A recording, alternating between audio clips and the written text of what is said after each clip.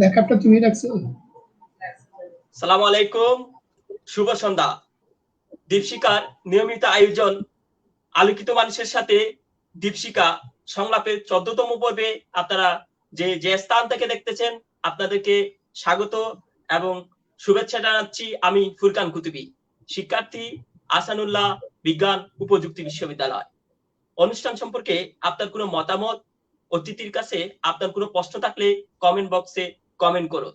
আমরা আজকে যে বিষয়টা নিয়ে আলোচনা করব, কুতুবদিয়ার অতীত ইতিহাস, কুতুবদিয়ার অতীত রাজনীতি, বর্তমান এবং কুতুবদিয়ার ভবিষ্যৎ কোন দিকে যাচ্ছে, কুতুবদিয়া কিন্তু পিছিয়ে আছে, আমাদের কি আসলে অভিভাবক শূন্য রাজনৈতিক ভাবে আমরা কি পিছিয়ে, এসব বিষয়গুলো নিয়ে আলোচনার জন্য আমাদের সাথে যুক্ত হয়েছেন। আপনারা অলরেডি দেখতে পাচ্ছেন। আপনারা কে কোন জায়গা থেকে দেখতেছেন আমাদেরকে জানাবেন। আপনাদের কোনো প্রশ্ন থাকলে কমেন্ট করবেন। আমরা চলে যাব অনুষ্ঠানের মূল পর্বে।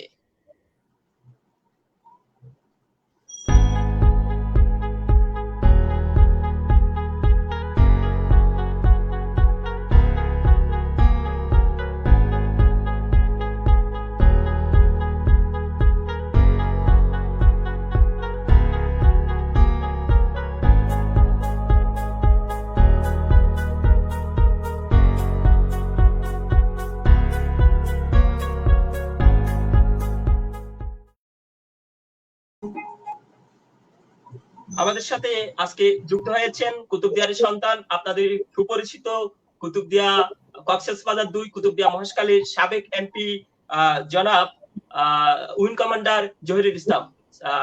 আপনাকে আমাদের অনুষ্ঠানে স্বাগত। ধন্যবাদ। কেমন আছেন? আলহামদুলিল্লাহ, ভালো। আমাদের সাথে অনেকেই যুক্ত হয়ে গেছেন।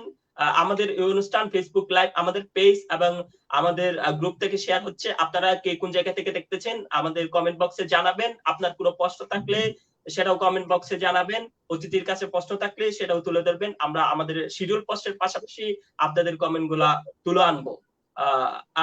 আমাদের সাথে অনেকেই যুক্ত হয়ে গেছেন। দর্শকদের উদ্দেশ্যে আপনার কোনো কিছু বলার থাকলে।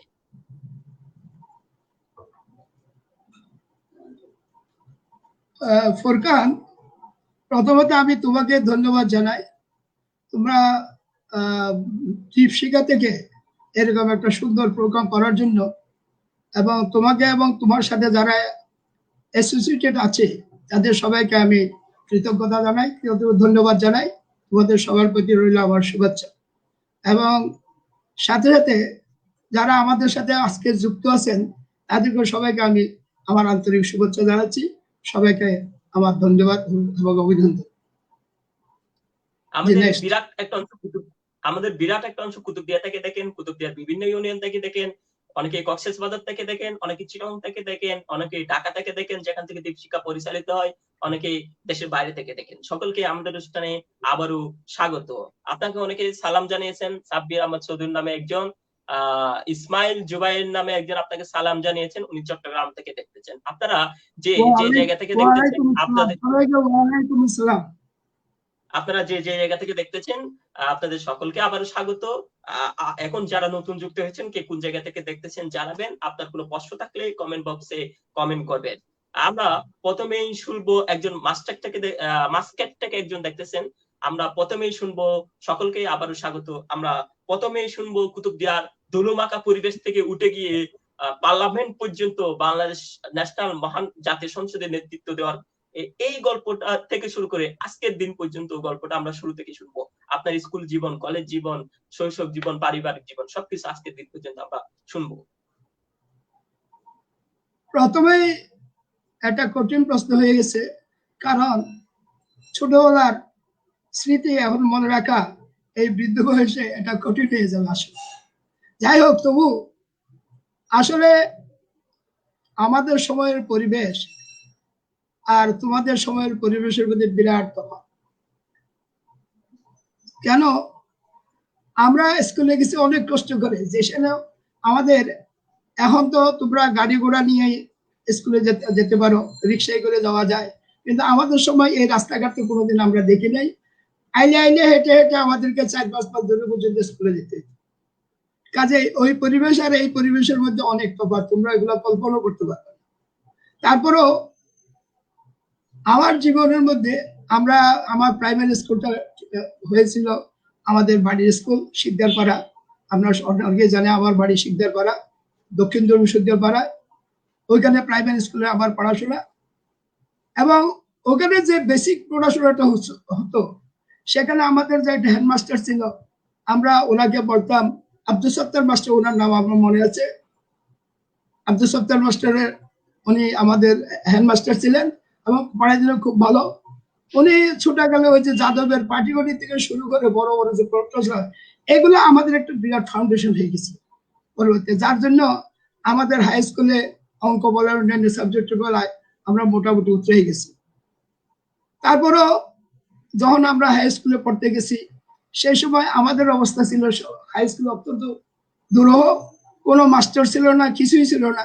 সেই অবস্থার মধ্যে আমাদের পড়াশোনা করতে হয়েছে। আমাদের স্কুলের মধ্যে টোটাল মাস্টার ছিল একজন, শুধু আইসি মাস্টার ছিল। উনি ভূগোলও পড়াইতেন, তখনকার দিনে ইতিহাসও পড়াইতেন, অঙ্কও করাইতেন, বাংলা করাইতেন। কাজেই পুরাপুরি শিক্ষা গ্রহণ করাটা এটা সম্ভব ছিল না। আর তারপরে আমার একটা বিশেষ সুযোগ ছিল, সেই সুযোগটা হলো যে আমি আমার আসলে আত্মীয় স্বজন মধ্যে আমার বড় বোনের বিয়ে হয়েছিল বরগুবে। অনেকে জানেন এই যে প্রফেসর দেলোয়ার সাহেবের চাচা ওনাদের বাড়িতে, অর্থাৎ রোয়াইপাড়ায়। আমি আবার বেশিরভাগ ওখানে থাকতাম। আমার নানার বাড়ি ছিল যে আলিয়াগড়, এবং ইনফ্যাক্ট আমি ধরতে গেলে আমার আত্মীয় স্বজন সবচেয়ে, তবে বেশিরভাগ আমি যেরকম আমাদের শিকদারপাড়ায় থাকতাম সেরকম আবার ওই রোয়াইপাড়াতেও থাকতাম বরগুবের মধ্যে, সেখানে আবার আলিয়াগড়ে থাকতাম।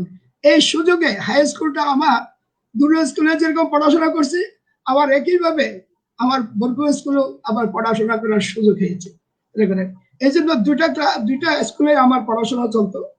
তো ফাইনালি আমি দুটো হাই স্কুল থেকে মেট্রিক পাস করি। তবে রেজাল্ট আমি বলবো যে এত ভালো ছিল না। আমি আসলে পড়াশোনায় অত ভালো ছিলাম না, কিন্তু খেলাধুলার মধ্যে আমি সবথেকে আমি এক্সপার্ট ছিলাম।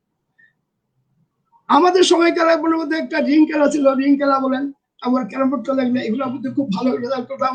তারপরে অ্যাথলেটিক্স লাগলে ওগুলোর মধ্যে কম্পিটিশন মধ্যে ভালো রেজাল্ট করতাম। এদিক দিয়ে আমি কোনো রকম উতরাই গেছি। মেট্রিকে ভালো রেজাল্ট না করাতে প্রথম আমার ফাদার আমাকে পড়াশোনা করাবো না বলে একটা ডিসিশন নিয়েছিল। কিন্তু আমার পড়াশোনার আগ্রহ এত বেশি ছিল যে আমি এটাকে পড়াশোনা করার জন্য আমার মামাকে এবং আমার ভগ্নিপতি, আমার চাচাকে সবাইকে কনভিন্স করে আমার চাচা শেষে আমাকে কুমিল্লা ভিক্টোরিয়া কলেজে এডমিশন করাই।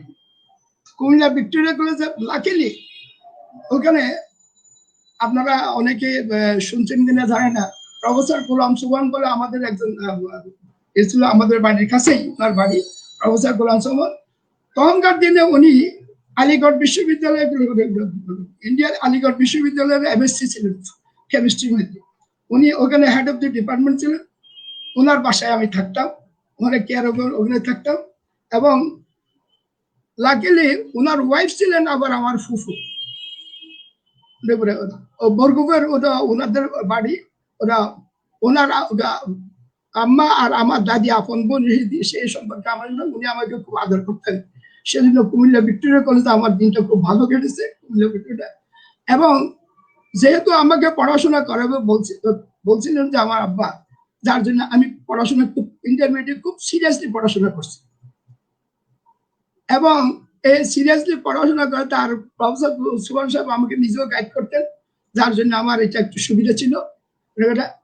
এবং আমাদের সময় একটা জিনিস ছিল কি, আমরা তো সায়েন্স যেটা সাবজেক্ট ছিল সেটা কিন্তু ইন্টারমিডিয়েট থেকে শুরু, এর আগে কিন্তু সায়েন্স ছিল না আমাদের সময়।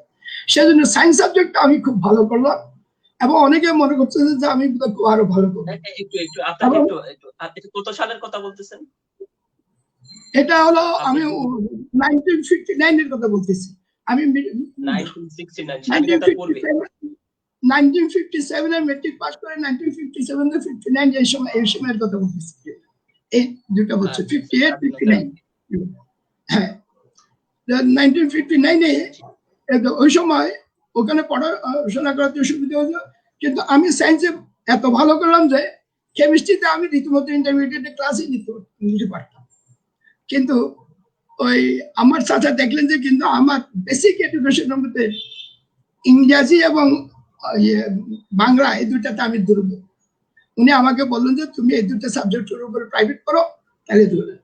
যাই হোক, প্রাইভেট পড়ার পরে কোন রকমে আমাকে 1 মাস প্রাইভেট পড়ানোর পরে মাস্টার বললো যে তুমি পাস করে যাও, কোনো সমস্যা হবে, তোমার সমস্যা হবে। তারপরে ইন্টারমিডিয়েটে মোটামুটি ভালো রেজাল্ট করলাম, মেট্রিকে যদি খারাপ করলো কিন্তু ইন্টারমিডিয়েটে প্রায় ফার্স্ট ডিভিশনের কাছাকাছি মার্ক পেলাম। মার্ক পাওয়ার পরে এবার ইউনিভার্সিটিতে যাওয়ার জন্য এবং চেষ্টা করলাম। আজকালকার দিনে তোমরা যেরকম দেখলাম যে ওই দিন তোমাদের একটা ফাংশন আমি অ্যাটেন্ড করছিলাম, সেই ফাংশনে দেখলাম যে কুতুববিহার যতগুলো ছাত্রছাত্রী এখানে দেখলাম, আমি তো অত্যন্ত খুশি হয়েছি, মনে মনে কত গর্ব করছে। কিন্তু আমাদের আমলে দুই একটা ছেলের মধ্যে খুঁজেও পাওয়া যেত না এই অবস্থা। সেই অবস্থার মধ্যে আমরা পড়াশোনা করছি। তো লাগলে আমার ভাগ্য ভালো, আমার শ্রদ্ধেয় চাচা রুমিজ আহমদ সাহেব, যিনি হাই স্কুলে আমাদের দুরুং হাই স্কুলে অনেক বছরের হেডমাস্টার ছিলেন, উনি সেই সময় ইউনিভার্সিটিতে পড়াশোনা করতেন। তো আমি এসে ওনার ওখানে থাকতাম, উনি আমার গাইড করলেন। প্রথমত আমি ইঞ্জিনিয়ারিং ইউনিভার্সিটিতে চান্স নেওয়ার জন্য চেষ্টা করছিলাম, কিন্তু চাচা আমাকে বলছে তোমার বাবা প্রফেসর চালাবে না, তুমি এগ্রিকালচার কলেজে পড়াশোনা করো। তো এগ্রিকালচার কলেজে গেলাম, যাই হোক ওখানে অ্যাডমিশন আমার হলো এবং দেখলাম যে ওখানে আমি আবার স্কলারশিপও পাবো। তো সেই জন্য স্কলারশিপ যদি পাই তাহলে আমার পড়াশোনা মোটামুটি হলে উঠে যাবে, যার জন্য এগ্রিকালচার ওখান থেকে 1962-তে 59-এ ইন্টারমিডিয়েট পাস করলাম, 62-তে আমি ওখান থেকে এগ্রিকালচার কলেজ থেকে তখন আমরা ডিগ্রি নেওয়ার পরে তখন মাস্টার্সের জন্য আমার আব্বা আবার প্রেশার দিলেন যে চাকরি মাস্টার্সটা না করে আমাকে চাকরি করার জন্য। তখন তো চাকরির সুবিধা ছিল, চাকরি পাস করলেও চাকরি পাওয়া যেত, কিন্তু আমি ওটা মানলাম না।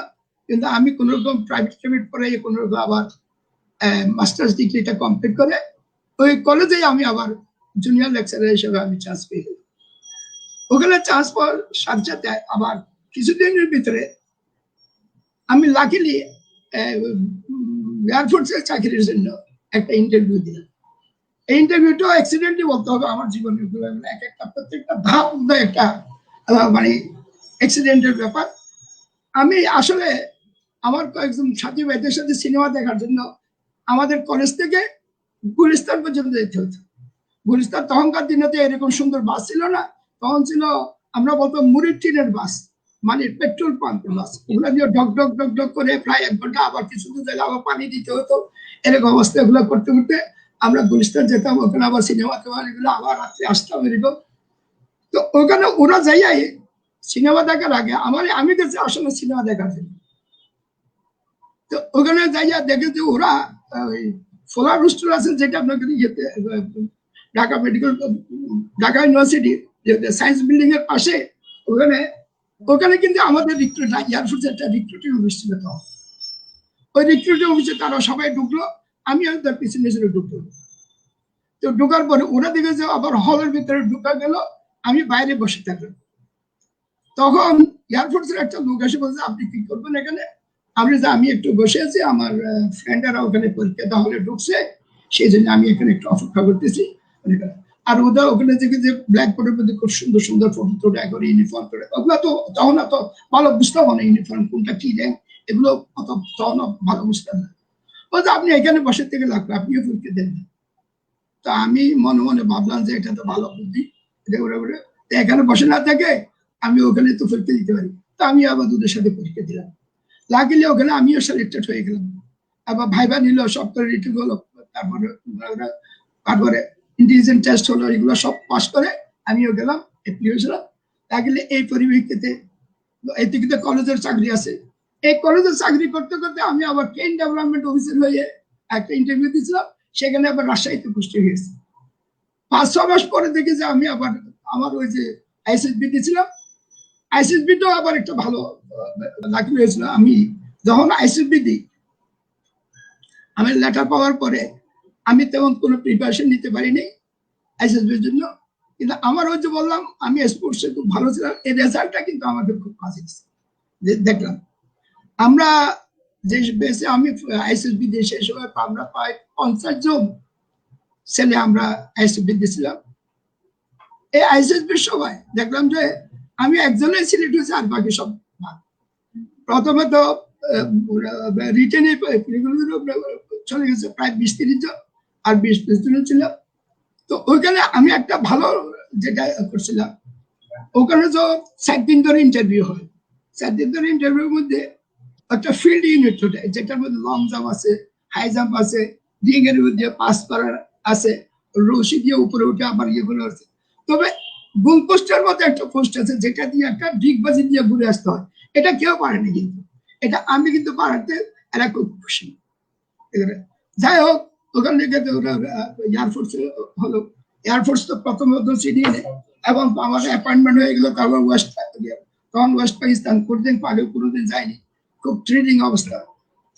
তারপরে গেলাম ট্রেনিং এ, ওখানে রিসালপুর ট্রেনিং এ যাওয়ার পরে রেজাল্ট পাস করে আমার ফার্স্ট পোস্টিং হলো সার্গোদা বেস বলে, যেটা the largest base of the পাকিস্তানের লার্জেস্ট বেস এটা, যেখানে নাকি বড় বড় এয়ারক্রাফট, বড় বড় ফ্যান্টম মতো এয়ারক্রাফট চলতো।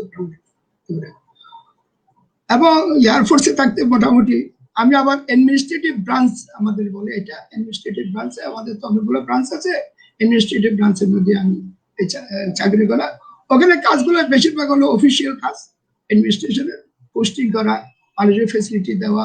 তারপরে যখন আমি ধরুন আরো উপরে গেলাম, তখন আস্তে আস্তে তাদের প্রমোশন এগুলো ডিল করা, এগুলো এই সমস্ত কাজের ফাইলপত্রের কাজ বেশি। আর সিকিউরিটি দেখা যত আছে এই সমস্ত কাজে এগুলাই আমাদের কাজ করতে হতো। তাহলে ওখানে পাকিস্তানে আমার একটু অভিজ্ঞতা হয়েছিল, আস্তে আস্তে এয়ারফোর্সের অভিজ্ঞতা হলে যখন আমার সার্গোদা বেস থেকে আবার চাকলালা, যেটা পিন্ডি পাকিস্তানের রাজধানী, সেখানে পোস্টিং। সেখান থেকে পেশোয়ার আবার আমাদের হেডকোয়ার্টার, যেটা নাকি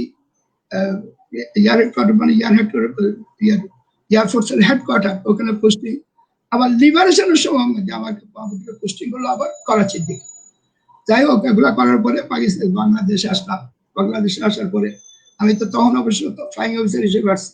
ফ্লাইং অফিসার হিসেবে আসার পরে আমার আমি এখানেও এয়ার হেডকোয়ার্টার কিছুদিন কাজ করার পরে আমার পোস্টিং হলো শমশাননগরে। আমার পোস্টিং করার পরে ওখানে যখন আমি কাজ করতেছিলাম, তখন আমি একটা এগ্রিকালচার সাথে সাথে একটা এগ্রিকালচার প্রজেক্ট করি। এই এগ্রিকালচারটা প্রজেক্টটা করে আমি খুব সাকসেসফুল হব। এগুলো আল্লাহ লম্বা ইতিহাস, এগুলো এত সাকসেসফুল হওয়ার পরে ওখানে আমি রীতিমত সাকসেসফুল হয়ে পরে আমি রীতিমত গোল্ড মেডেল পাই। গোল্ড মেডেল পাই, এটার একটা অবশ্য একটু কাহিনী আছে। এই জিনিসটা প্রজেক্টটা করার পরে আমি একবার এগ্রিকালচার মিনিস্টার সাহেবকে, তখন ওবায়দুল্লাহ খান সাহেব ছিলেন এগ্রিকালচার মিনিস্টার, তখন অবশ্য শমশানগর বা লালমনিরহাট ঘুরলাম। লালমনিরহাট তাকে নিয়ে গেলাম। আমাদের তো একটু সুবিধা আছে, অন্যদের নিয়ে যাওয়া, হেলিকপ্টার করে নেওয়া যাওয়া, আবার হেলিকপ্টার করে আনিয়ে দিতে হলো। 1 ঘন্টা 1.5 ঘন্টা 2 ঘন্টা সময় লাগে। তো উনি ওটা আমার প্রজেক্টটা দেখে এত খুশি হলাম। তো আমি বললাম যে আপনাদের এখানে স্যার, আমরা এখানে বিয়ে দিছি, 8টা ডিউটি বসাইছি, এভাবে এগুলো করলাম। তো উনি আমাকে বললেন যে আপনি 8টা ডিউটি বলেছেন 3 মাসের ভিতরে, আমার বিয়ে দিছি একটা স্মার্ট। আমি না স্যার, আপনার বিয়ে দিছে একটা স্মার্ট না, আমরা ওদেরকে স্মার্ট বানাইছি। কারণ আমরা ওনাদেরকে এমন ভাবে ফেসিলিটি দিচ্ছি, এমন ভাবে করছি যেন ওনারা স্মার্ট হয়। 3 মাসের ভিতরে আমার এগুলো কমপ্লিট। আপনার প্রজেক্ট থেকে আপনাকে আমি একটা গোল্ড মেডেল না দিলে আমাদের দুঃখ লাগবে। তো আমি এগুলো গোল্ড মেডেল পেলাম। এয়ারফোর্সে তো আলহামদুলিল্লাহ অত্যন্ত সুনামের সাথে চাকরি করছি। তারপরে অ্যাডমিনিস্ট্রেশন ওসি হয়েছি, অনেক জায়গাতে হয়েছি, এবং অত্যন্ত সুনামের সাথে চাকরি করছি। এগুলা চিন্তা করে শেষে মাথায় ঢুকলো যে আচ্ছা, এয়ারফোর্সে এত চাকরি করলাম, এত ভালো ভালো কাজও করলাম, গোল্ড মেডেল লাগলাম, ভালোই, এবার কিছু দেশের কাজ করা যায় কিনা, এটা চিন্তা ভাবনা মাথায় ঢুকতেছে। আসলে ছোট কাল, কিন্তু আমার কিন্তু দেশের প্রতি একটা দরদ ছিল। চিন্তা করতাম, এগুলো করতাম, এগুলো এখন মাথায় দানা মারছে, মাথার মধ্যে না। তখন কিভাবে এখান থেকে আউট হয়ে যাচ্ছে, এয়ারফোর্সে যাওয়া যায়। তখন লাকিলি 1986-এ আমারে এয়ারহেড থেকে পোস্টিং করে চিটাগাং পোস্টিং করে দিচ্ছে। তো চিটাগাং পোস্টিং করে দেওয়াতে আমার লাইফের আবার একটা টার্নিং পয়েন্ট আসতে হচ্ছে। সেটা একটা টার্নিং পয়েন্ট। যেমন ওখানে যখন গেলাম, তখন থেকে যে উপজেলা চেয়ারম্যান হয়েছে আমার চাচা আলহাজ মঞ্জুর আলম শিকদার উপজেলা চেয়ারম্যান, তখন উপজেলা এরশাদ সাহেব গভর্নমেন্ট চলতেছে মার্শাল্লাহ, ইলেকশন হবে, এরকম এরকম এরকম ভাব। তখন আমি আমার বস যে আছিল ওখানে আমরা বেস কমান্ডারকে বললাম, স্যার আমার যদি একটা ইয়ে দেন, আপনি জেনারেল নাম বলবো না, তখন তার জিওসির তো মার্শাল অ্যাডমিনিস্ট্রেটর তখন, ওনাকে বলেন আমার একটা নমিনেশন করে দিতে গভর্নমেন্ট পার্টি থেকে। আমি অবশ্য এর ভিতরে আমার মঞ্জুর আলম শিক্ষা, তারপর তোয়াল আহমদ সাহেব, চেয়ারম্যান ছিল, ওনাদের সাথে একটু আলাপ করে নিলাম। ওরা বলছে নমিনেশন যে পাবে সে যাবে, সে ইলেকশন করতে পারবে, কোনো অসুবিধা হবে। মঞ্জুর সাহেব বলেন যে আমি নমিনেশন বলে আমি করবো, তুমি নমিনেশন বলে তুমি করবো। আমি ঠিক আছে, তাহলে নমিনেশন কে আগে পাই। তো আমি একটা আর্মির ভিতরে দিয়ে একটা লিঙ্ক আপ যেহেতু আছে, ওদিক দিয়ে আমি ওটা রেসপেক্ট করে নমিনেশনটা আমি পেলাম। এবং এটা একটা আশ্চর্যজনক যে আমি সার্ভিসে থাকতেই নমিনেশনটা হাতে পেয়ে গেছি। যাই হোক, অনেকগুলো ম্যানিপুলেশন করে সার্ভিস থেকে আপনি এরশাদ সাহেবকে তখন প্রেসিডেন্ট বলে সার্ভিস থেকে, হয়তো সার্ভিস থেকে আমাকে কিছুতেই আসতে দেবে না, আমরা প্রেসিডেন্টকে ধরে ওনাকে বলে ওই জিওসি সাহেবকে দিয়ে আর কি সবকিছু ম্যানেজ করে আমরা। এটা হলো আমার লাইফের একটা টার্নিং পয়েন্ট। এখন এয়ারফোর্স আপনি থেকে আসছি, নতুন আসছি, তারপর নমিনেশন পাইছি, অনেক ঘাট প্রতিঘাতের ভিতর দিয়া ওখানে তারও অনেক লোক দাঁড়াতে চাইছিল, এগুলোর ভিতর দিয়ে কোন রকম আমরা যেহেতু গভর্নমেন্ট পার্টি, সেগুলোর ভিতরে একটু অ্যাডভান্টেজ ছিল, সেই অ্যাডভান্টেজ আলহামদুলিল্লাহ আমি এমপি হয়ে গেছি। এমপি হওয়ার পরে এমপি তো বিভিন্ন ভাবে যেগুলো কাজ করার আছে সেগুলো মোটামুটি ভাবে করলাম। তবে এমপি লাইফের মধ্যে একটা জিনিস আমি মার্ক করছি, যেমন একদিন একজন লোক আমাকে প্রশ্ন করে যে বলে যে আপনি যে এয়ারফোর্সে চাকরি করতেন, এখন এমপি করে আছেন, এই দুইটার মধ্যে তফাৎটা কি? আমার একদিন একজনের প্রশ্ন করলেন, পাবলিকের মধ্যে একজন শিক্ষিত মানুষেরা থাকে না, গ্রামের মধ্যে অনেক শিক্ষিত মানুষ প্রশ্ন করে না, একটা সুন্দর প্রশ্ন করলো সে আমাকে। আচ্ছা দেখেন, আগে যখন এয়ারফোর্সে চাকরি করতাম তখন ফাইল দেখে সিগনেচার করতাম, ফাইলের মধ্যে আইন কানুন কি দেখতাম, কিন্তু এখন যখন আমি এমপি হয়েছি এবং ফাইল দেখি না, আমি পাবলিকের জন্য কোনটা বেশি উপকার হবে সেই জিনিসটা দেখে আমরা ওইভাবে কাজ করি। পাবলিক ইউটিলিটি দেখি, পাবলিকের দরকার কোনটা সেটা দেখি, ল আইন কানুন ওগুলো দেখি না, আইন কানুন এগুলো বদার করি না, কারণ পাবলিকের জীবন হলো পাবলিকের, আইন কানুন হলো আইন কানুন, এই জন্য এগুলো করি। তো এখানে আস্তে আস্তে কাজ করা যখন শুরু করলাম, আমার তো অবশ্য টু ভেরি ফ্র্যাঙ্ক আমি ছাত্র রাজনীতিও করি নাই, এই জন্য এগুলাতে আমার অভিজ্ঞতা কম। আর বেশিরভাগ সময় যেহেতু মিলিটারি লাইফ, যেহেতু কাজ পাবলিকের সাথে, ছোটকাল আমরা অবশ্য ব্রহ্মাভূষ গ্রাম থেকে, এটা একটা শুধু অ্যাডভান্টেজ আমাদের, নাহলে তো এরপরে তো মিলিটারি লাইফের মধ্যে এক্সক্লুসিভ একটা এরিয়াতে ছিলাম, এক্সক্লুসিভ একটা কাজের পাবলিকের তথ্য বুঝতাম। কিন্তু ছোটকাল থেকে আমার যে অভ্যাস ছিল গরিব মানুষের সাথে মিশা, মানুষের সাথে মিশা, মিষ্টি হাসি আগে সালাম দেওয়া, এই অভ্যাসটা আমার ছোটকাল, এটা আমার খুব কাজে লাগছে। এটা আস্তে আস্তে আস্তে আস্তে মানুষের সাথে মিশে মিশে আমার এমপি জীবনটা ইনশাল্লাহ মোটামুটি ভাবে আমি ভালোই কাটিয়ে দিয়েছি। আমি তো মনে করছি যে আমি মোটামুটি ভাবে সাকসেসফুল। এর পরবর্তীতে আমি 2 টার্ম এমপি ছিলাম। আরেকটা জিনিস বলতে হচ্ছে, আমি তো কুতুবদিয়া বয়স্ক, আমি কুতুবদিয়া থেকে আগে কোনোদিন এমপি হতে পারি নাই। কি জন্য পারি নাই? আমাদের এরিয়াটা হলো ছোট। আগে তো আমাদের এরিয়াটা ছিল আগে মনে করো বাঁশখালীর সাথে ওদিকে আনোয়ারা পর্যন্ত আমাদের এক্সটেন্ডেড ছিল। পরবর্তীতে তো কক্সবাজার ডিস্ট্রিক্ট আলাদা করে চকরিয়া আরো বড় ছিল। সেসব মুশকিলের জন্য মশকালি এবং কুতুবদিয়া এটা আমার, এই জন্য কোনো ইলেকশনে আমরা ওদের সাথে কম্পিটিশনে পাইনি। তবে এখানে একটা কথা আমার আগে বলা দরকার, সেটা হলো যে আমরা যদি কুতুবদিয়ার মানুষ ইউনাইটেড থাকি, তাহলে মশকালি মানুষের সাথে কম্পিটিশন আমরা ইজিলি পারবো। কারণ আমরা ইউনাইটেড থাকবো, যদি একটা সিঙ্গেল ক্যান্ডিডেট যদি আমরা হয়ে যাই, তাহলে আমরা কুতুবদিয়ার ভোট ইউনাইটেড থাকলে সবগুলো ভোট পাই প্লাস ওখানে। কিন্তু মশকালিদের থেকে মনে করেন যে একজন দুজন তো দাঁড়াবে, ওরা বিভিন্ন পার্টি, কাজেই এদিক দিয়ে আমাদের একটা অ্যাডভান্টেজ আছে, এটাই হয়ে গেছিল আমাদের সুবিধা।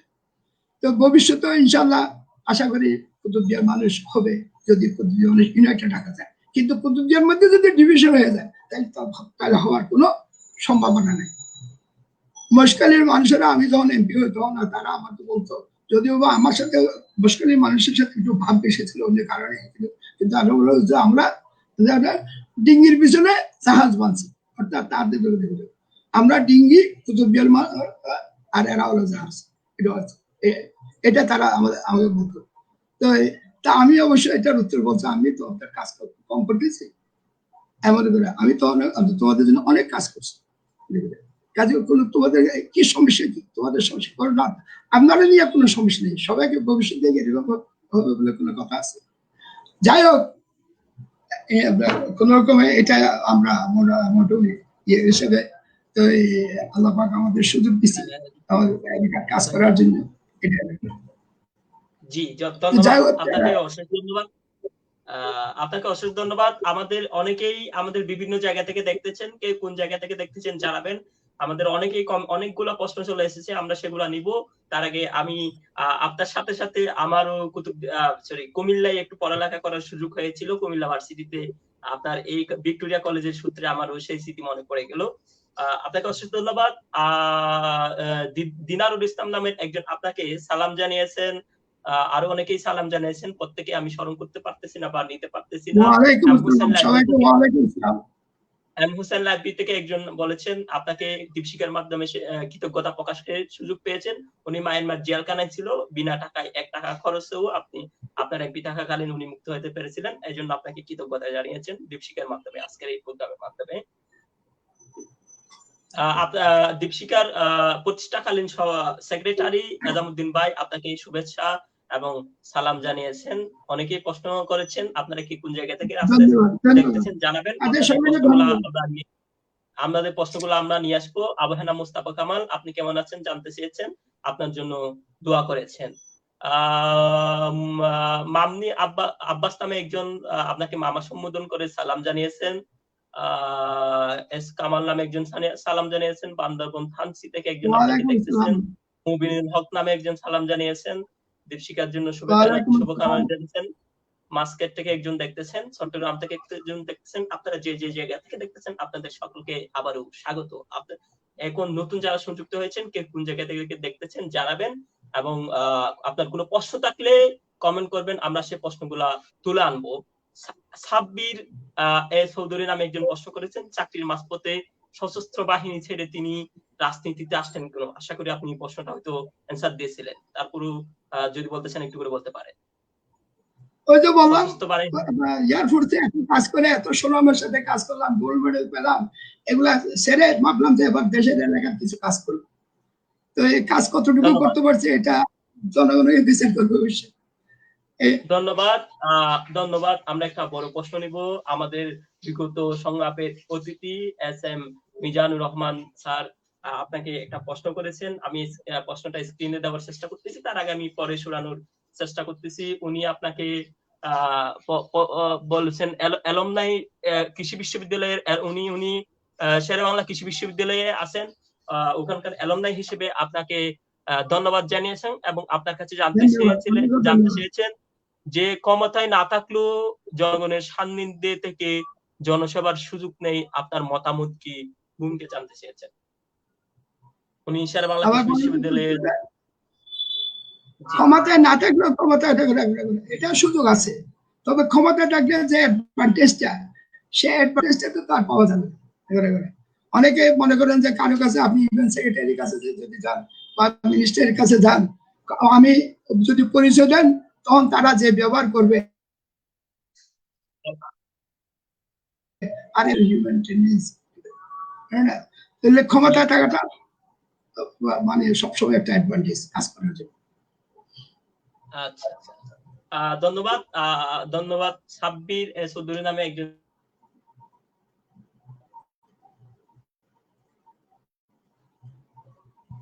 যিনি জানতেছে প্রশ্ন করেছেন যে কথিত আছে ক্ষমতায় টিকে থাকার জন্য কুতুবদিয়া সে মহেশখালীকে আপনি বেশি গুরুত্ব দিতেন। এটা জনশ্রুতি, এটা সত্য কিনা উনি আদৌ জানে না। এ বিষয়ে আপনার মতামত কি? এবং তিনি জানতে চেয়েছেন বর্তমানে তিনি আরেকটা প্রশ্ন করেছেন যে বর্তমানে আপনি রাজনীতি থেকে দূরে আছেন কেন? ওই যে যেটা বলছো যে আমি টিকে থাকার জন্য, এটা উনি কেমনি বুঝলেন আমি টিকে থাকার জন্য না কুতুবদিয়ার স্বার্থের জন্য করছি? এটা আমি তো মনে করছি আমি কুতুবদিয়ার স্বার্থের জন্য এটা করছি। কারণ আমি কুতুবদিয়া তো এমপি হওয়া ভেরি ডিফিকাল্ট, আমি যে বললাম যেহেতু ছোট। আমি যদি মহেশখালের জন্য কাজ না করি, মহেশখালের জন্য যদি ইয়ে না করি, তাহলে ওরা কুতুবদিয়া সম্বন্ধে কোনো একটা খারাপ ইমপ্রেশন করে তারা কোনোদিন ভোট দেবে না। আন্ডার এনি সার্কামস্টেন্সেস যদি কুতুবদিয়ার মানুষ হয়ে যদি মহেশখাল থেকে কিছু ভোটও না পায়, সে কোনোদিন অব্দি হতে পারে, তাহলে তো ওই কাজে কোনোদিন হতে পারবে না। আরেকটা জিনিস অবশ্যই এখানে ঠিক, মহেশখালীতে এমপি হিসাবে আমি যে রেসপেক্টটা পাইছি কুতুবদিয়াতে ওইটা পাইনি। এটা অবশ্য তার কারণটা কি? তার কারণটা হলো যে মেইনলি, এটা আমি ফ্র্যাঙ্কলি বলতেছি, কুতুবদিয়াতে সবাই আমার আত্মীয় স্বজন। তো কাজে আমি বাড়ির পোলা আমাকে এরকম করে কিন্তু মহেশখালীতে এক জিনিস দেখছি যে আমি যেখানে যাই প্রত্যেক দিন একটা না একটা ছাগল তারা করতো আমার জন্য। এমনকি আমার এত বিরক্ত লাগতো যে রাত্রে ওগুলা খেতে জমে করে যা রাত্রে খাইতে খেতে 12টা-1টা বাজতো। কিন্তু আমি সবসময় 11টার পর আর না ঘুমাই পাই না, আমাকে ঘুম থেকে উঠে তাদের খাওয়াইতে হবে। তো আমি শেষে এমন রেস্ট্রিকশন করছিলাম আমার যদি শক্তি মাছ না, বিশেষ করে লক্ষ্য মাছেরা আমার যদি ছাগল আমি বসায় আর ওরা ছাগল কেন জবাই হতো এটা সাইকোলজি আমি বের করছি। এটা ভেরি ইন্টারেস্টিং সাইকোলজি। ওরা নাকি ওই এমপিদেরকে যদি ছাগল জবানো হয় তাহলে ওরা বলে সম্মান, এটা বলে এই সম্মান যদি না করে তাহলে তারা নিজেরাই সম্মানিত বোধ করে। এই জন্য তারা যে কোনো এমপি আসলে এখনো বোধহয় তাদের এই ট্রেডিশন বোধহয় মুশকিলতে আছে, যেটা আমাদের কুতুবদিয়াতে নাই। তবে ছাগল জবাটা এটা তো মেন কথা না, কথা হলো যে মেইনলি ওরা আমাকে এক্সপ্লয়েট করতে পারছে। আমি ওখানে গেলে তারা যেভাবে আমার পিছনে ঘুরে তারা যেভাবে এক্সপ্লয়েট করে, আমাকে এক্সপ্লয়েট করে, সেটা তাদের সাথে এখানে কাজ করা সুবিধাজনক। আর আমাদের এখানে যারা কাজ করে মনে করেন তখন উপজেলা চেয়ারম্যান, আমরা নীরবে এখানে কাজ করছি, কারো আসতে হয়নি, আমরা বরঞ্চ নিজেরা খুঁজ করে দিতে জানা প্রবলেম। আর আরেকটা জিনিস আমি বলতাম যে আমি যদি প্রথম আমি যে তোমরা তো একটা এমপি পাইছো, অন্তত মানুষ হিসাবে একটা এমপি পাইছো, ওরা তো কিছু পায়নি, ওরা তো সেজন্য আমি ওখানে কাজ করলে তারা তো এই জিনিসটা ভুলে যাবে যে কুতুবদিয়াতে এমপি দেওয়া তাদের কোনো ক্ষতি হয় না। এবং এই টেনশনটা এখনো এক্সিস্টিং করে। হামিদুর রহমান আজাদের ইলেকশনের সময় যেন আমি যাই, আমি তখন এই কথাটাই বলছিলাম এবং লোকজন আমার এটা অ্যাপ্রিস করতেছিল। আমি সত্যি কথা বলতে কি কোনো আমি জাতীয় পার্টি করতাম, কিন্তু জামাত ইসলাম করে তোমার খেলা গেলাম, কি জন্য গেলাম, শুধু কুতুবদিয়ার ক্যান্ডিডেট বলে গেছি। তাহলে আমাকে অনেকে আওয়ামী লীগ থেকে বিএনপি থেকে সবাই আমাকে পাঠাতেছে, আমার বন্ধু বান্ধবরা যারা বিমান মস্করি থেকে আমাকে পাঠাতেছে, আপনি কেন ওই পার্টি থেকে। ঠিক আছে, তারপরেও আমি গেছি কিছু না, আমি তো পার্টি হিসেবে যাইনি, আমি দেখেছি কুতুবদিয়ার সন্তান হিসেবে গেছি।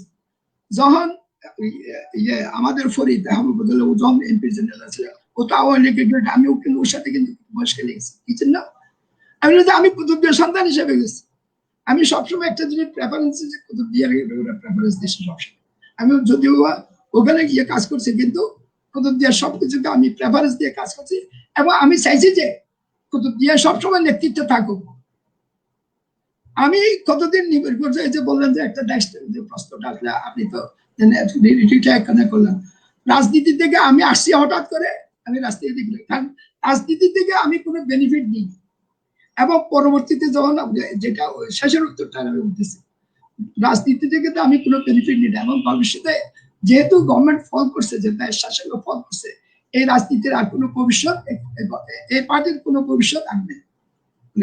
মানুষের একটা এক্সপিরিয়েশন দেখে দাও, আমি এমপি হবো, এমপি পর আবার নেক্সট আরেকটা মিনিস্টার হবো, এরকম এই সম্ভাবনা যখন নাই, এই পলিটিক্সের বলে আমি এই পলিটিক্সের মধ্যে আমার এটা হলো আমার মনে হচ্ছে। নেক্সট। ধন্যবাদ যিনি প্রশ্ন করেছেন, আশা করি উত্তরটা পেয়েছেন। সেমিলা শাহাব নামে একজন বড় আব্বু সম্বোধন করে আপনাকে সালাম জানিয়েছেন। শাহাবুদ্দিন নামের একজন আপনাকে সালাম জানিয়েছেন বড় আব্বু সম্বোধন করে। এম কামাল নামে একজন কুতুবদিয়া থেকে আপনাকে দেখতেছেন, আপনার জন্য দোয়া করেছেন। নীলুফার রহমান লুনা নামে একজন আপনাকে বড় ভাই সম্বোধন করে সালাম জানিয়েছেন, ভালো লাগছে দীপশিকার সংলাপ। নুরশাদুল মামুন নামের একজন, উনি আমার স্যার উনি ইউএসএ থেকে দেখতেছেন। বড় আব্বু নামে আপনাকে সালাম জানিয়েছেন। ওয়ালাইকুম আসসালাম। ফাতেমা ওয়ালাইকুম আসসালাম। নামে নুরসাতুল মামুন আপনাকে সালাম জানিয়েছেন। হ্যাঁ, ফাতেমাতুজ্জান্নাহ নামে একজন আপনাকে নৌশাদ তোমাকে মামা ওয়ালাইকুম আসসালাম। সম্বোধন ফাতেমাতুজ্জান্নাহ নামে একজন সালাম জানিয়েছেন আপনাকে মামা সম্বোধন করে। আরিফুল্লাহ নামে একজন কুতুবদিয়া থেকে আপনাকে দেখতেছেন। জিয়াউল করিম জিয়া নামে চট্টগ্রাম থেকে দেখতেছেন। আব্দুল্লাহ মামুন নামে একজন কম্বোডিয়া থেকে আপনাকে দেখতেছেন। আমাদের অনেকেই দেশের বাইরে থেকে দেখতেছেন। আপনাদের সকলকে সালাম from Bangladesh, from Kutubdia, from Bangladesh, your country of origin. Dinarul Islam নামের একজন আপনাকে সালাম জানিয়েছেন। আপনারা যে যে জায়গা থেকে দেখতেছেন আপনাদেরকে আবারও স্বাগত। আপনাদের কোনো প্রশ্ন থাকলে জানাবেন। আমাদের কিছু শিডিউল প্রশ্নের পাশাপাশি আমরা প্রশ্নগুলো তুলে আনার চেষ্টা করব। দিনারুল ইসলাম নামের একজন প্রশ্ন করেছেন, সালাম জানিয়েছেন, কুতুবদিয়ার বেড়িবাঁধ ক্ষমতায় থাকাকালীন আপনার অভিজ্ঞতা, সম্ভাবনা এবং পরামর্শ জানতে চেয়েছেন উনি।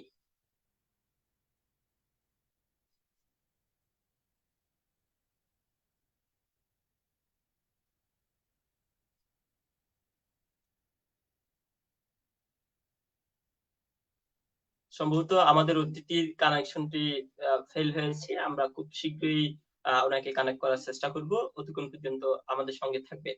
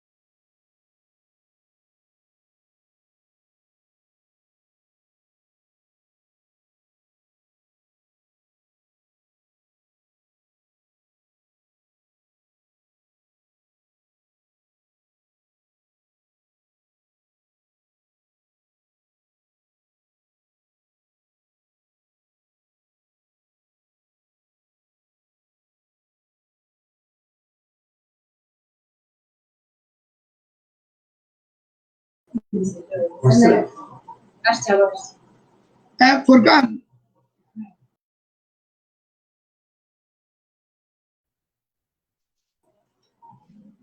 জি ধন্যবাদ।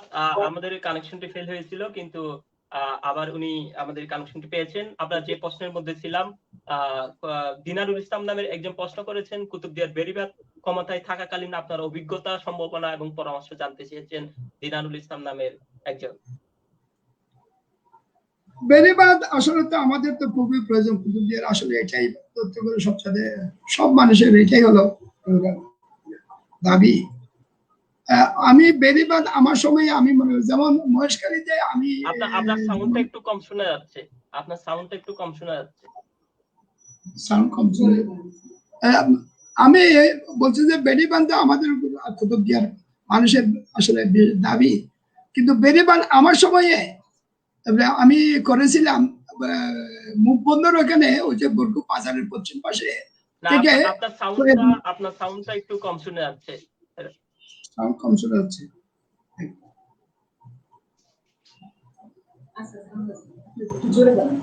হ্যালো, এখন শোনা যাচ্ছে? না, এখনো বড় করে শোনা যাচ্ছে না, খুব ছোট। হ্যালো,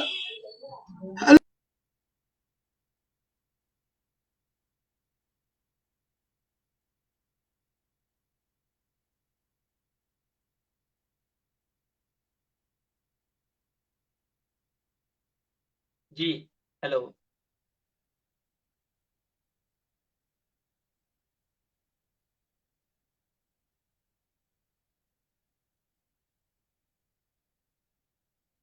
আর পূর্ব পাশে তো বেড়িবাঁধ খুব ভালো ছিল আমার আমলে। পরিবার আগাগোড়াই ভালো ছিল, কিন্তু পশ্চিম পাশে যেখানে ভাঙতো সেখানে কিন্তু ব্লক ওয়ার্ক আমি শুরু করেছিলাম প্রায় 2 কিলোমিটার মতো। এটা তো এই কাজে একবারে তো আগাগোড়া কুতুবদিয়া করা যায় না, ক্রমান্বয়ে করার জন্য আমরা একটা করছিলাম। তো এই ব্যাপারে একটু লম্বা করে কথা বলি। আমি কিন্তু পুরোপুরি বেড়িবাঁধের পক্ষে না, পরপক্ষ না। কি জন্য? বেড়িবাঁধ করলেও কিন্তু 2-10 বছর পরে হলেও ভেঙে যায়।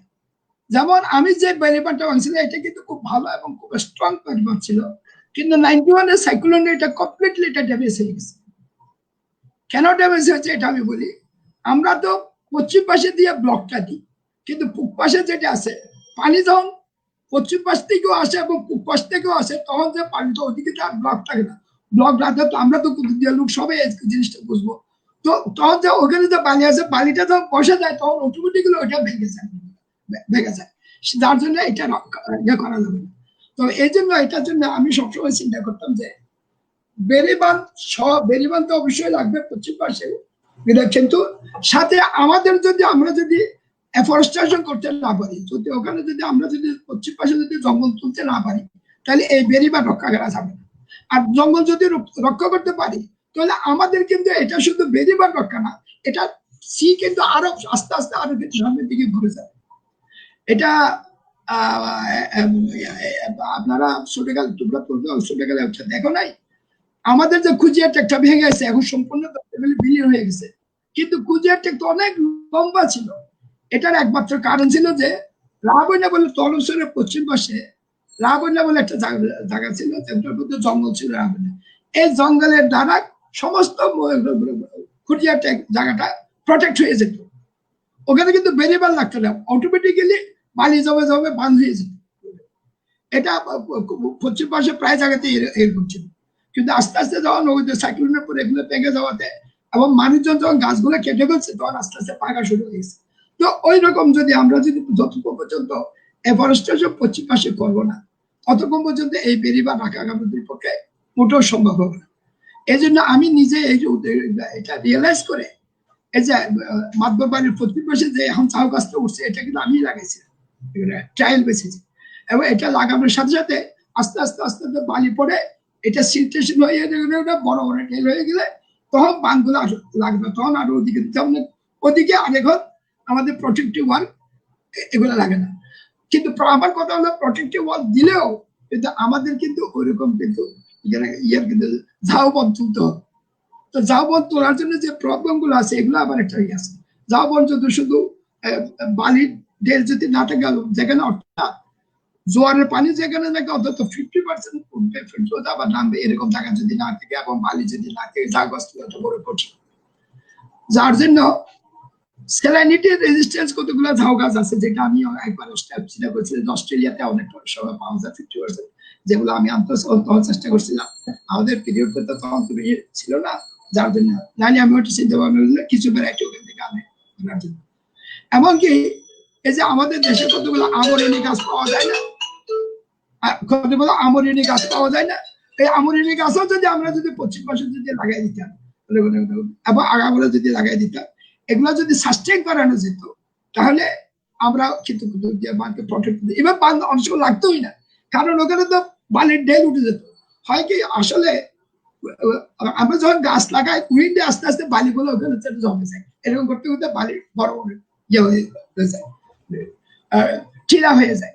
সেই কাজেই আমাদের আমি এই জন্য বারবার ইনসিস্ট করবো যে আমাদের যে অনেকের উত্তর দুর্গ আসতো অত্যন্ত দুঃখজনক আমাদের বেড়িবাঁধ গুলা আজকে 500 বছরও আমরা করতে পারতেছি না, অথচ গভর্নমেন্ট স্যাংশন দিয়ে যাচ্ছে। হয় কি ওয়াবদার গাফলতি না কিসের গাফলতি, আমি তো এটা বুঝতেছি না। কিন্তু এটা দিলে তো হবে না, এটা হয়তো 5 বছর টিকবে না, 10 বছর টিকবে, হয়তো আর গভর্নমেন্ট আসলে পয়সা দেবে, আর গভর্নমেন্ট আসলে দিবে না, এরকম হতে হবে। কিন্তু পারমানেন্ট করতে গেলে আবার এগুলা যেমন আমি নেদারল্যান্ডে দেখছি, তারপর কাতারে দেখছি তারা তো বাইরে থেকে সি থেকে মাটি না একটা একটা দ্বীপ করে ফেলতেছে। কুতুবদিয়া থেকে আমরা দ্বীপে তো আরেকটা দ্বীপ কুতুবদিয়ার মধ্যে সমান দ্বীপে করতে পারি। নেদারল্যান্ডে দেখছি যে মনে করেন যে কুতুবদিয়া থেকে সন্দ্বীপ পর্যন্ত একটা বেড়িবাঁধ দিয়া ওরা কমপ্লিটলি ঘিরা দিয়া এইদিকে যেগুলো পানি আছে কমপ্লিটলি এই পানিগুলো শিখছে ওরা ওদিকে সির মধ্যে ফেলাই দিচ্ছে। তাহলে এই যে ল্যান্ডটা হলো এটা তো একটা ডিস্ট্রিক্টের প্রায় সমান, অর্থাৎ হাফ ডিস্ট্রিক্টের মধ্যে। এগুলাতে তারা এখন ভালো ভালো উৎপাদন করে পুরো এগ্রিকালচার উৎপাদন করে এরা পুরো কৃষি দিয়ে ঘুরায়। এবং আমি আরেকটা জায়গায় দেখলাম এরা ঘিরে দিয়ে রাখছে এরকম প্রায় একটা ডিস্ট্রিক্ট সমান আমাদের। তো আমি আমার যে গাইড ছিল তখন এমপি ছিল, আমার গাইড জিজ্ঞেস করলাম তোমরা যে এটা ঘিরে দিয়ে রাখছে এটা পারপাসটা কি? বলছে এটা ঘিরে দিয়ে পারপাসটা হলো যে আমাদের, আমরা তো এটা ইউজ করতেছি এখন, কিন্তু আমাদের নেক্সট জেনারেশন যারা আসবে তাদের যদি আবার প্রয়োজন হয় তখন এটা করবে। তো কাজে এখন টেকনোলজি এত যে শুধু ব্লক ওয়ার্ক দিয়ে তো কাজ হবে না, আমাদের ওইরকম আমরা যদি কয়েকটা যদি দিয়ে মাঝখানে কয়েকটা যদি অ্যাসপারও করি, আস্তে আস্তে বালি টেল হয়ে যাবে, বালি টেল গুলো উঠে যদি গাছ লাগাই ওটাই বেড়ে যাবে। আরেকটা জিনিস বলে এমনকি আমরা যে পাশে যদি গাছ লাগাতে লাগাই সেটা নাকি লাগাই এগুলা মাটি ভরতে ভরতে ভরতে ভরতে এবং স্পার সিস্টেম গুলো আমরা মগ্নবা পর্যন্ত টাচ করতে পারবো না, মেইনল্যান্ডের সাথে টাচ হয়ে যাবে। এরকম করে আস্তে আস্তে সিলটেশন হয়ে যাবে এবং এটা।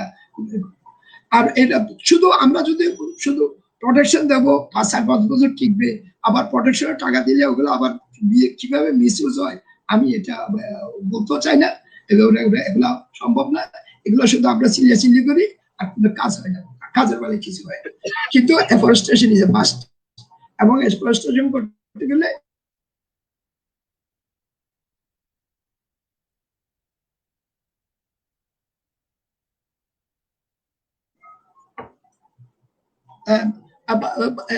কাজে আমার মনে হয় আমাদের প্রবলেম সলভ হবে যদি আমরা যদি গাছ লাগাবার জন্য কিছু কিছু এক্সপায়ার করতে হবে, বা যেখানে যেখানে লাগাই আস্তে আস্তে আস্তে আস্তে করতে হবে, যেটা নাকি ওই যে মাদুর বাড়ি করছি না আমরা করছি এটা। জি নেক্সট ফুরকান। হ্যাঁ, ধন্যবাদ ধন্যবাদ। আমরাও আপনার সাথে একসাথে তাল মিলিয়ে বলি আসুন গাছ লাগাই। কখন কখন সরকার আমাদেরকে বেড়িবাদ দিবে সেদিকে থাকে না থেকে আমাদের জন্মভূমিকে আমরা গাছ লাগিয়ে আমার নিজের আমরা মাতৃভূমিকে আমার নিজের বাপের ভিটাকে আমার নিজের বাপের ভিটাকে কিছুটা হলে রক্ষা করি। আমরা পাবলিকেরা যদি চাইয়া যদি গাছ লাগাই দিতে পারি যেখানে যেখানে ভালো আছে অন্তত সেখানে আমরা ইজিলি আমার মনে হয় কিছু কিছু কিছু লাগালে, মনে করেন আমি এক জায়গায় লাগালাম এটার অন্তত 1 কিলোমিটার দক্ষিণে 1 কিলোমিটার উত্তরে দূরের দিকে করে বালি জমতে থাকবে, আবার ওখানে লাগে এভাবে এভাবে হ্যাঁ এটা আমাদের নিজেদের। ধন্যবাদ ধন্যবাদ। আমি সবাইকে আপনার যারা দেখতেছেন আমার আমার আমার সিনিয়র আমার সমবয়সী আমার ছোট সকলকে বলবো আপনারা বেড়িবাঁধের আশেপাশে যারা আছেন গাছ লাগান, আপনার বাড়িতে গাছ লাগান, নিজে গাছ লাগান, অন্যকে উৎসাহিত করুন। আমাদেরকে অনেকেই দেখতেছেন। মঞ্জুরুল আনোয়ার নামের মঞ্জুরুল আনোয়ার স্যার আপনাকে সালাম জানিয়েছেন, সাবেক পরিকল্পনা কমিশনার অতিরিক্ত সচিব না আমি না মঞ্জু আনোয়ার আমাকে আমি উড়ে সালাম জানাইছিল, আমার ছোট ভাই হলো, কারণ ও কুতুবদিয়ার জন্য যত কাজ করছে আমরা বোধহয় এমপি কেন আমি মনে করি যে আমি তো সবসময় একটা কাজ বলি করছে আমরা সবাই মিলে বোধহয় অত কাজ করতে পারিনি কিনা। আর সবচেয়ে বড় একটা জিনিস করেছে ও ইজ ভেরি প্র্যাকটিক্যাল। আমাকে আমার এক ফ্রেন্ড সিএসপি অফিসার ফয়জুল্লাহ সাহেব বলতেন যে আমরা গ্রাম থেকে যারা পড়াশোনা করে আসছি তারা যেরকম প্র্যাকটিক্যাল মানুষের প্রতি দরদ এবং দেশের প্রতি দরদ, এটা যারা নাকি ক্যাডেট কলেজ বা ইংলিশ মিডিয়াম স্কুল থেকে করবে তারা অতটুকু পারে না। ওরা হয়তো ইংরেজিটা ভালো পারে আর স্টাইল এগুলো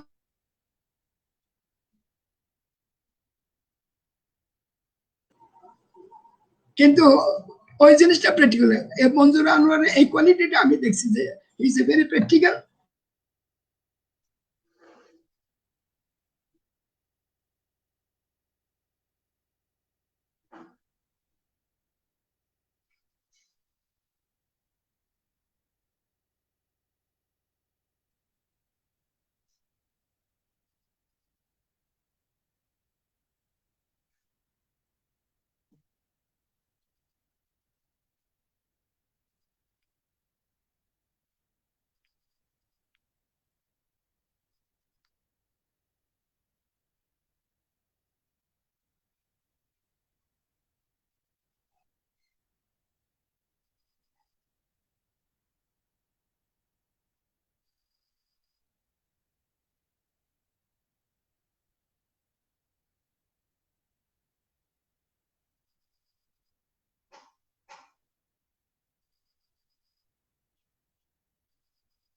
আমাদের অতিথির কানেকশনটি মনে হয় আবার একটু ফেল হয়েছে। আমরা যথাসময়ে ফিরে আসবো।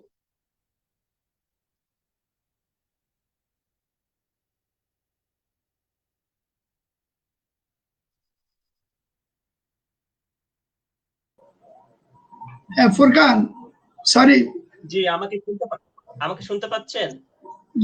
এখন শুনতে পাচ্ছি। আমারটা শুনতে পাচ্ছ? জি জি, আপনারটাও শুনতে পাচ্ছি একদম ক্রিস্টাল ক্লিয়ার। নূর সাদুল হক নামের একজন আপনাকে মামা সম্বোধন করে জানিয়েছেন, সালাম জানিয়েছেন, আসসালামু আলাইকুম। ওয়ালাইকুম আসসালাম। উনি বলেছেন ওনার মা সেনোয়ারা বেগম আপনাকে লাইভে দেখে খুব খুশি হয়েছেন এবং সালাম জানিয়েছেন। নূর সাদুল হক নামের ওয়ালাইকুম একজন আসসালাম।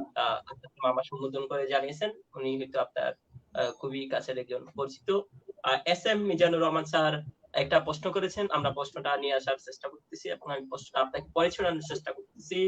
আজকাল জনপ্রতিনিধিরা শুধু প্লট, বাড়ি, গাড়ি, অর্থ, ব্যাংক ব্যালেন্স ইত্যাদির জন্য রাজনীতি করেন। এই বিষয়ে আপনার মতামত এবং অভিজ্ঞতা জানতে চাই। এটা প্রাক্তন জনপ্রতিনিধি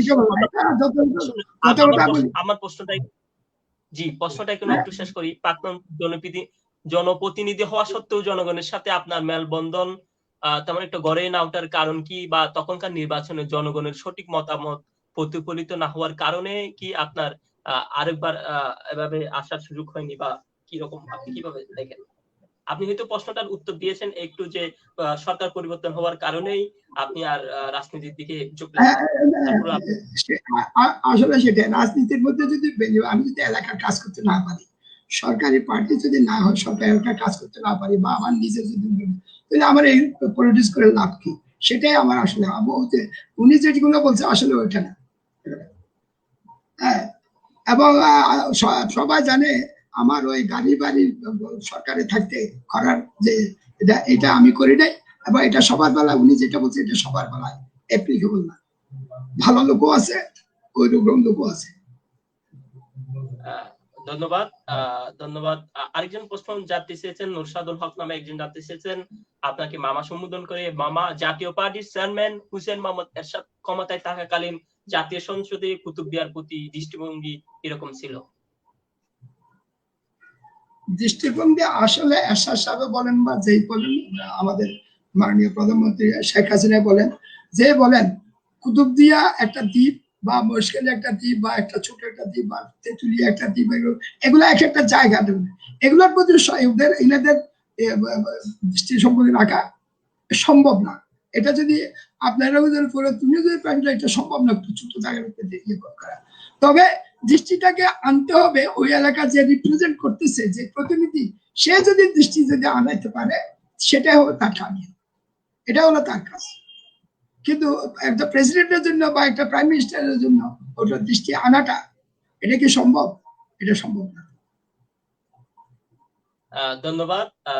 আবার যে আমরা অনেক দিন ধরে আমাদের প্রাকৈতিহাসিক আমাদের অনেক আগে থেকেই আমাদের দাদাদের সময় থেকেই আমরা বেড়িবাঁধ সমস্যায় ভুগতেছি। আমরা কিভাবে এই বেড়িবাঁধ সমস্যাটা আদায় করতে পারি, বা এটা কিভাবে সম্ভব বলে আপনি মনে করেন?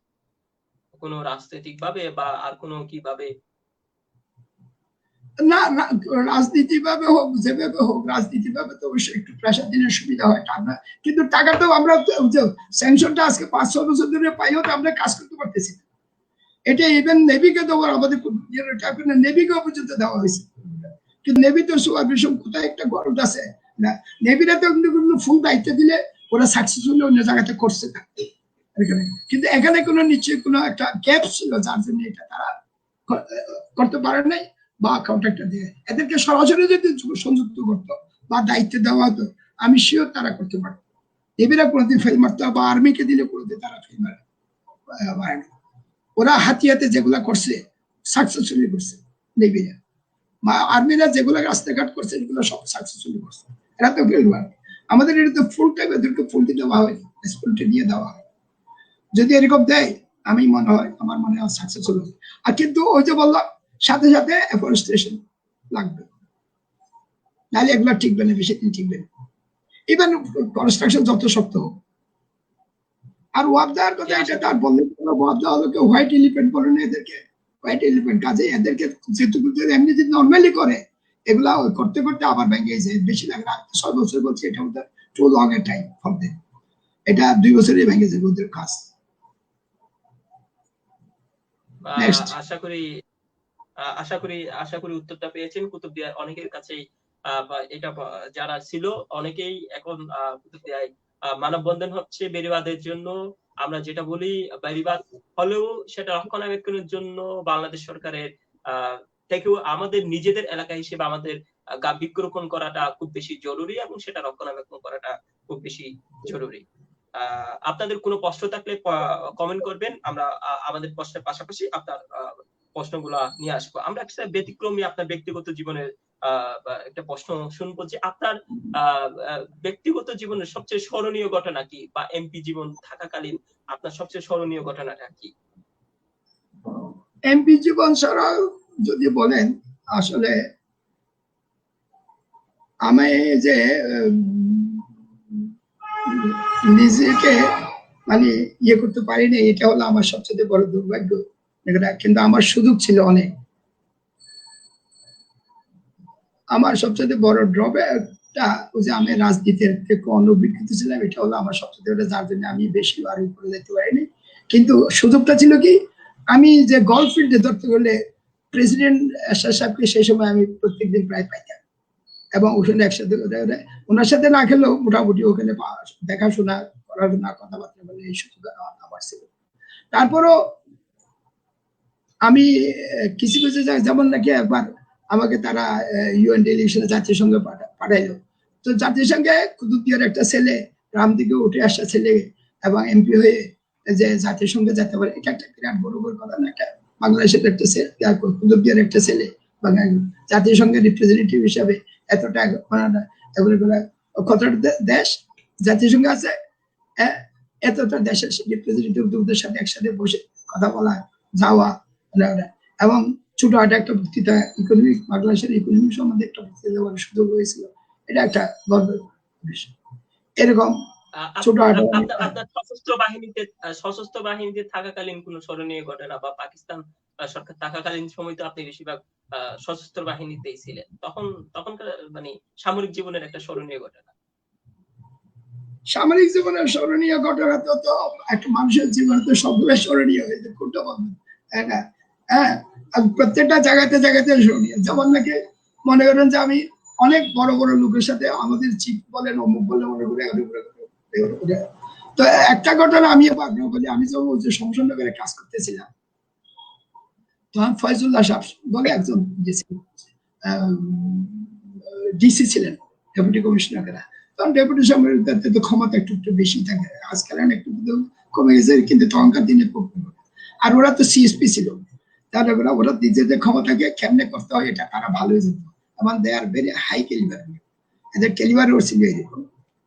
তো জিয়া রহমান সাহেবের ইলেকশনের সময়, জিয়া রহমান সাহেব প্রেসিডেন্ট একদিন গেছে, উনি ইয়ে থেকে পুরা সিলেট থেকে শমশাননগরে কমলগঞ্জ বলে একটা জায়গা আছে, ওখানে ওনার আসবে, পুরা গাড়িটা ড্রাইভ করছে ডিসি সাহেব, পিছনে অন্যান্য মন্ত্রীরাও আছে, প্রেসিডেন্ট সাহেব সামনে করছে, তারা দুজন বসে। উনি নাকি পুরা ঘটনা শুধু শুধু ফয়জুল্লাহ সাহেব আমাকে এত পছন্দ করতেন যে উনি শুধু আমার ঘটনাটাই করে করে আসতে। তো এটা আমি কি করে বুঝলাম? আমি বুঝলাম যে যখন উনার কমলগঞ্জে আসলেন, তখন জিয়া রহমান সাহেব প্রেসিডেন্ট বসলেন, আরো মন্ত্রী তন্ত্রীরা বসলেন, পাশে ডিসি সাহেব বসছে। বসার পরে আমি গেছি ওখানে, ইউনিফর্ম ফ্লাইট লেফটেন্যান্ট, তখন আমি ফ্লাইট লেফটেন্যান্ট। তখন উনি ডিসি সাহেব ফট করে উঠে আবার কানে কানে বলছিল, আমিও যেখানে উঠে আসি ওখানে যে আপনি বসেন, এবং বলে আপনার পরিচয় দিবেন, এবং আমি আপনার জন্য এক গ্লাস ডাবের পানি পাঠিয়ে দেবো। আমি ওটা আস্তে আস্তে খাতে খাতে ওনার সাথে কথা বলবো, আপনার পরিচয় দিলে বাকিটা উনি বলবেন। তো আমি ভয়ে ভয়ে প্রথম যে উঠে উঠে, আমি তো মিলিটারি অফিসার, জুনিয়র অফিসার একজন, উনি হলো প্রেসিডেন্ট, যাই বসছে, আমি স্যার আমি অমুক অমুক। বলছে কি বলেন এগুলো? আর সারাক্ষণ ডিসি সাহেব আমার কান ঝাড়া ফালা করে বলছে তোমার কথা বলতে পারতো। তো বলে যায় তোমার বলে প্রজেক্ট বলে এত সুন্দর হয়েছে, এই হচ্ছে সেই যে এগ্রিকালচার প্রজেক্ট, আমরা দেখা বলে আমাকে দেখার জন্য ওখানে উনি দিতে হল্ট করতে চাইছে। আসার সময় আবার আমার ওখানে দিয়ে আসতে হবে, এয়ারপোর্টের উপর দিয়ে আসতে হবে, আমাকে হল্ট করতে হয়েছে। তো এই জিয়া রহমান আমার কথাও দিয়েছিলেন, কিন্তু বেচারা তো পারে নাই, যেতে পারে নাই, ওই তখন বললাম আমার তো ইলেকশন ক্যাম্পেইন, আমি এত ব্যস্ততার মধ্যে আমি কেন, আমি পরে তোমার এখানে ডিসি সাহেব আমাকে ওইটা দেখার এই সমস্ত ঘটনা যেমন আছে ধরেন। আর একটা ঘটনা বলি, আমাদের চিফ ছিলেন তোয়াব সাহেব বলে, খুব চাপরাই লোক ছিলেন উনি। আবার ফুড মিনিস্টার মার্শাল অ্যাডমিনিস্ট্রেটর ছিল তখন, যে তারা আমলে তারা মার্শালের অঞ্চলে ছিল। উনি আমি একদিন কদানা করার ছোট একটা জায়গা আমাদের ওখানে আসলেন, আসার যেগুলো উনি আমার প্রজেক্টটা দেখে এত খুশি হইলেন যে, তা আমি ওনাকে বললাম যে স্যার আপনি আমার ফুড মিনিস্টার, আপনি আমার 600 মণ গম দেন। গম ফুড ফরওয়ার্ডসে, তখন ফুড ফরওয়ার্ডসে বলুন। তখন ওরা আবার বলে, দারুন তুমি আমার থেকে তুমি তো 600 মণ গম চাইতেছে কি জন্য? আমি একটা মন্ত্রী, আমার থেকে তুমি তোরা 6000 মণ গম দেবে।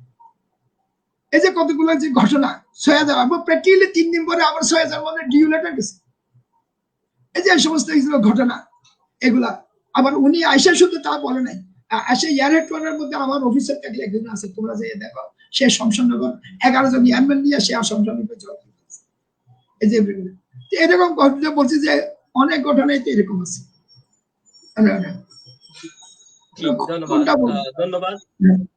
ধন্যবাদ। আচ্ছা, আপনি কুতুবদিয়ার কোন জিনিসটাকে মিস করেন? কুতুবদিয়ার ওই যে বললাম, কুতুবদিয়ার মিস করার মধ্যে তো কুতুবদিয়া পুরোটাই মিস করে ধরতে গেলে, এটা পুরোটা বেশ না।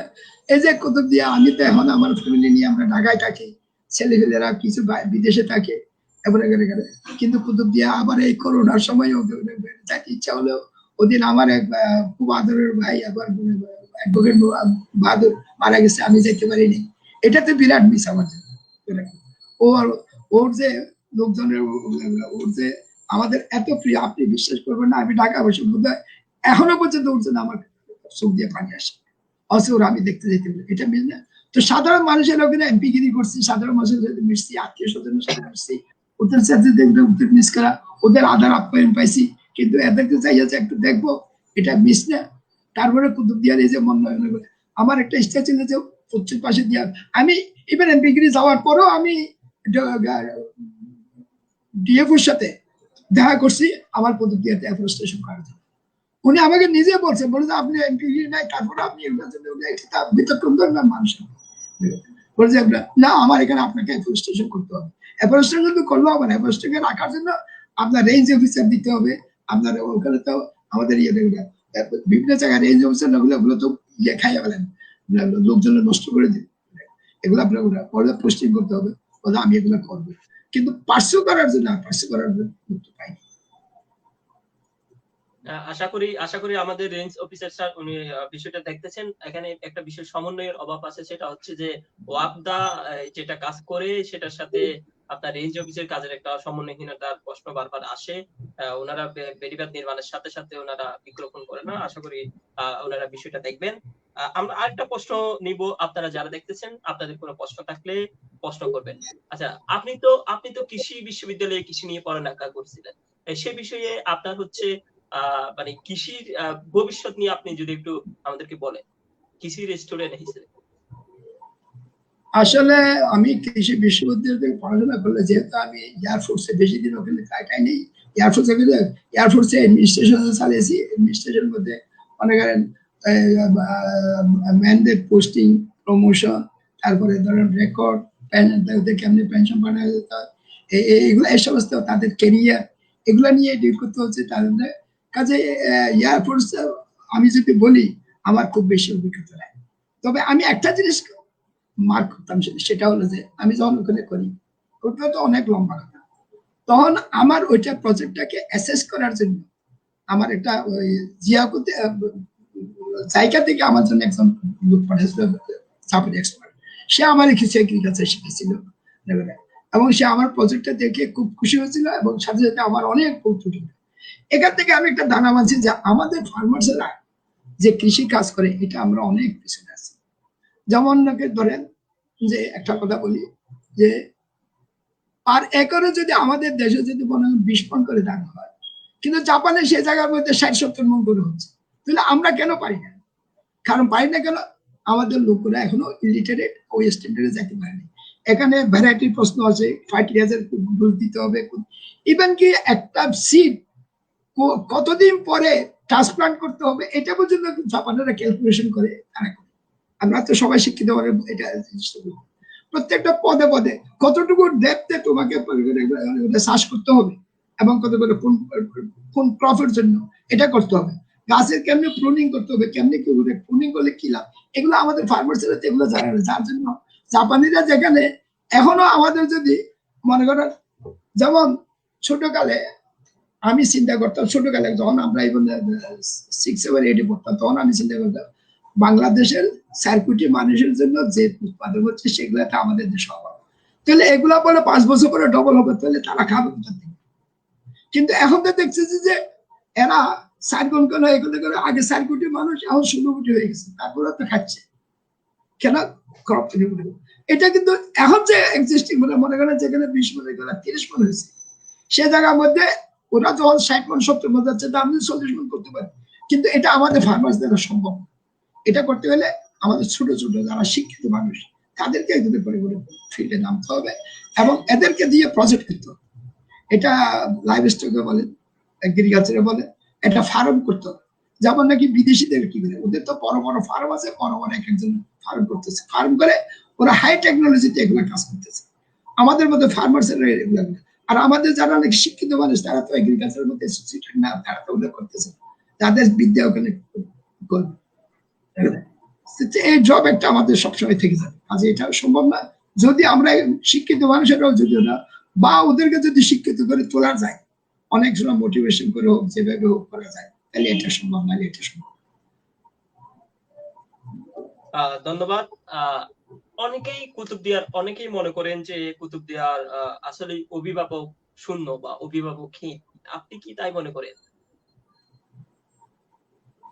অভিভাবক শূন্য আমি পুরোপুরি এগ্রি করবো না, এবং কারণ কুতুবদিয়া এই পর্যন্ত যেতগুলা যে মনে করেন যে আমাদের এখান থেকে অন্তত আমরা 2টা সেক্রেটারি পাইছি, এটা থানা পাইছি, তারপরেও ধরেন এমপি আমরা যতটুকু কাজ করতে করে এমপি কেউ পাই না, যে এটা এই যে মনে করেন রোজরা, এবং ভবিষ্যতে তোমরা অভিভাবক হয়ে আসবে, আমরা তো এখন না, আমরা কমার বিষয় অভিভাবক নাই এখন, এটাও বলা যাবে না।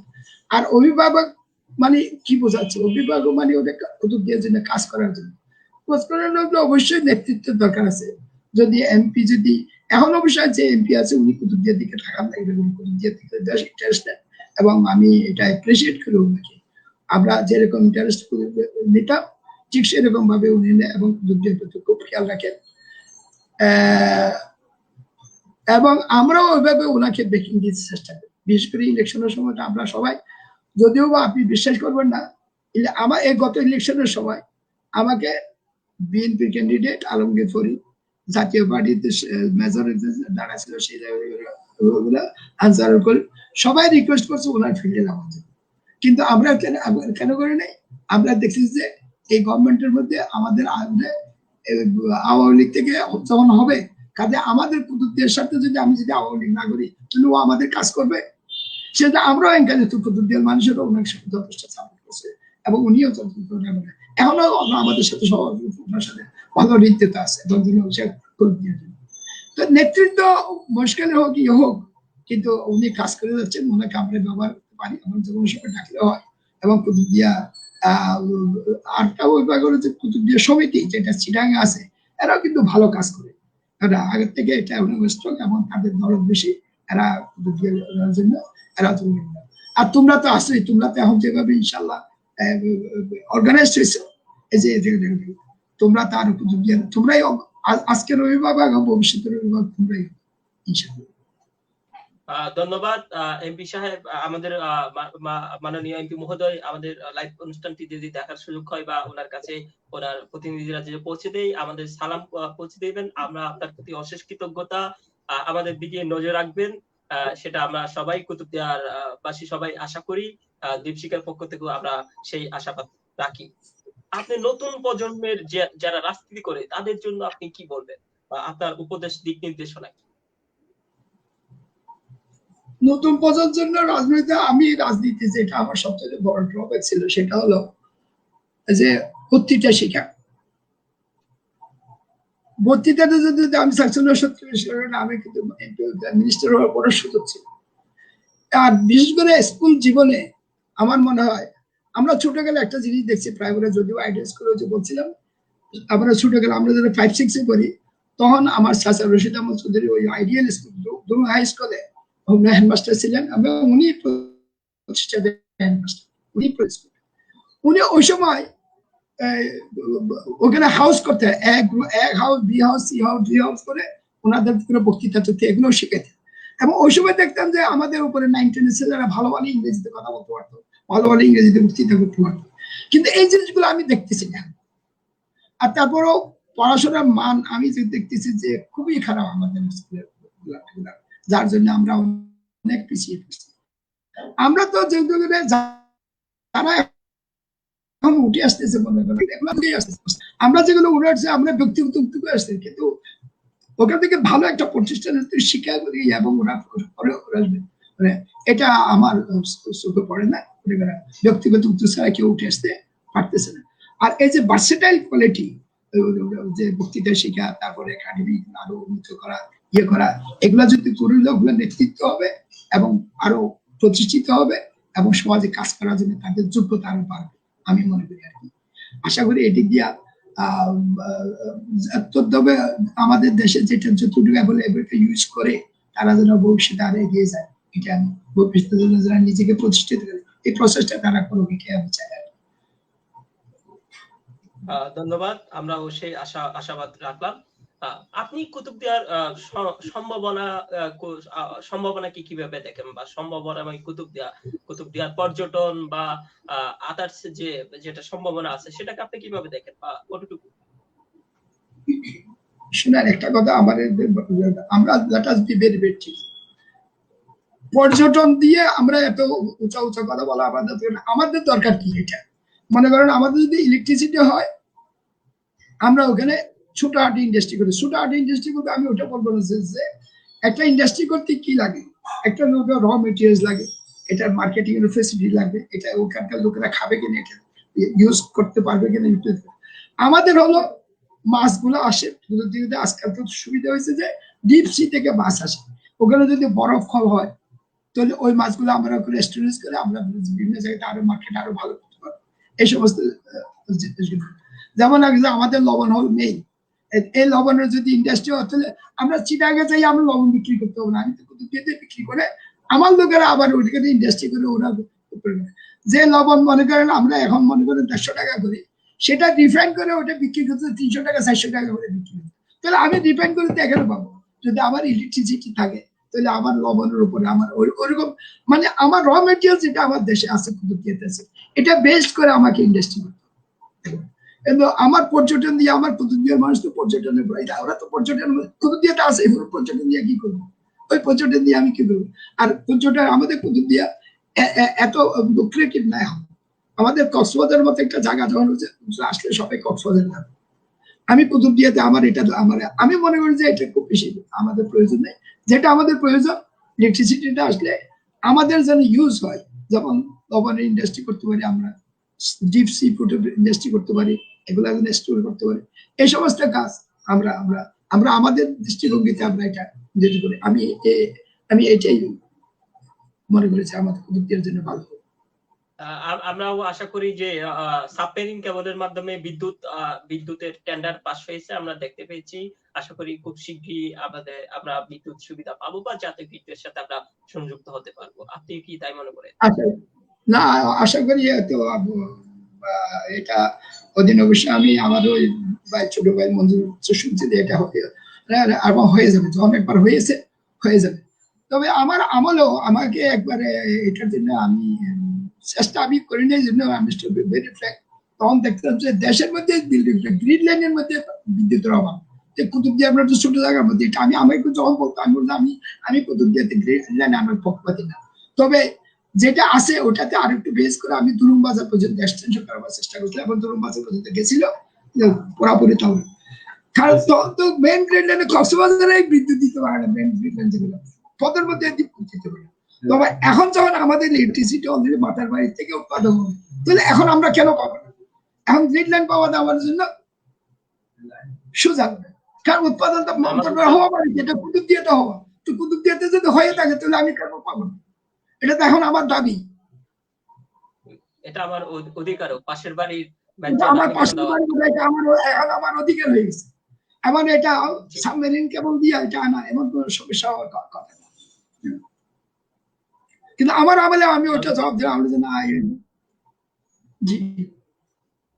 জি ধন্যবাদ। কুতুবদিয়ার আর কোন সম্ভাবনা দেখেন কিনা? এলএনজি টার্মিনাল অনেকে বলা হয়ে থাকে যে সমুদ্র বন্দরের একটা সম্ভাবনা আছে, যদিও এটা বাতিল হয়ে গেছে। সমুদ্র বন্দরটা আসলে আমি নিজে যখন এমপি ছিলাম, সমুদ্র বন্দরটা ডিপ সি পোর্ট বাংলাদেশে আসলে একটা ডিপ সি পোর্ট যদি হয় তাহলে বাংলাদেশের চেহারা পাল্টিয়ে যেত। একটা দেশের উন্নয়নের জন্য ওই দেশে কতটা এয়ারপোর্ট আছে বড় বড় আর কতটা ডিপ সি পোর্ট আছে এটার উপর নির্ভর করে। আমরা যদি এই মনে করেন যে একটা ডিপ সি পোর্ট যদি পাইতাম তাহলে, আবার এটার একমাত্র সম্ভাবনা ছিল তখনকার দিনে আমরা বলতাম যে স্টাডি করে তারা পাচ্ছিল সোনাডিয়া ডিপ সি পোর্ট হবে। এটার জন্য আমি একবার সংসদে উপস্থাপনা করছিলাম এবং তখনকার দিনে সেক্রেটারি ছিল যে উনি আমাদের বলছিল যে বলে আমরা এখন ডিপ দিকে যাবো না। তবে ডিপ সি পোর্ট করতে অনেকে হয়তো বলবো যে হাজার হাজার কোটি টাকা, পরে হলে হয়তো 1 লাখ কোটি টাকা দরকার হবে। এটা দরকার হলো আমাকে যদি আমি যদি স্টার্ট করি আজকে একদিনের ভিতরে আমার 1 লাখ কোটি টাকা দিতে হচ্ছে না। আমি যদি এখন যদি মনে করি 20-30 লাখ টাকা দিয়া বা 20 লাখ শুরু করি, আস্তে আস্তে এটা 100 বছরের ডেভেলপমেন্ট আস্তে আস্তে হতে থাকে। কিন্তু ডিপ সি পোর্ট ছাড়া চিটাগাং পোর্টের উপর নির্ভর করে দেশ চলবে না। আর একটা ডিপ সি পোর্ট হলে আমাদের এখান থেকে এই যে বেল্ট আছে মনে করেন যে আসাম থেকে শুরু করে ত্রিপুরা থেকে শুরু করে ইভেন চায়না বার্মারে এই সমস্ত বেল্ট উঠবে। কিন্তু হয় পলিটিক্যাল কোনো কনস্পিরেসি আছে যার জন্য আছে। তবে এখন শুনতেছি যে মাতরবাড়ি যেটা হচ্ছে ওখানে আমাদের অর্থাৎ যে কুতুবদিয়ার যে ইয়েটা আছে চ্যানেলটা আছে এই চ্যানেলটা নাকি ফিজিবল। এখন আমি কারণ এটা যে ডেপথটা লাগে ডিপ সি ফুড করতে, এই ডেপথটা আছে কিনা যদি থেকে থাকে তাহলে এটা তো আরো ভালো। কুতুবদিয়া আরো মুশকিলে মাঝখানে হয়ে যাচ্ছে, এটা তো খুবই ভালো। তবে সোনাদিয়া খুব ফিজিবল আছিল, এটা যদি হতো তাহলে আমাদের দক্ষিণ আর কিছু হলো না, বাংলাদেশের উন্নয়ন মানে এটাই রাখতাম। এখন যে মানে লাইটারেজ করাটা যে কত প্রবলেম সেটা প্রায় মানে এটা বাংলাদেশের জন্য একটা ইতিমধ্যে একটা ক্যান্সার বিরাট প্রবলেম। ধন্যবাদ। আমরা আমরা আমাদের অনুষ্ঠানের প্রায় শেষ পর্যায়ে চলে এসেছি। আপনাদের আর কোনো প্রশ্ন থাকলে কমেন্ট করবেন, আমরা আপনার প্রশ্নগুলো নিয়ে আসার চেষ্টা করব। আপনারা যারা এতক্ষণ ধৈর্য ধরে দেখতেছেন আপনাদের সকলকেই আবারও স্বাগত এবং ধন্যবাদ। আমরা একটা প্রশ্ন যে কুতুবদিয়াকে ঘিরে আপনার কোনো এখনো এই বুদ্ধ বয়সে আপনার কোনো পরিকল্পনা আছে কিনা, বা আপনার যারা প্রজন্ম আছে তাদেরকে দিয়ে বাস্তবায়নের কোনো পরিকল্পনা আছে কিনা, বা আপনি কোনো স্বপ্ন দেখেন এখনো?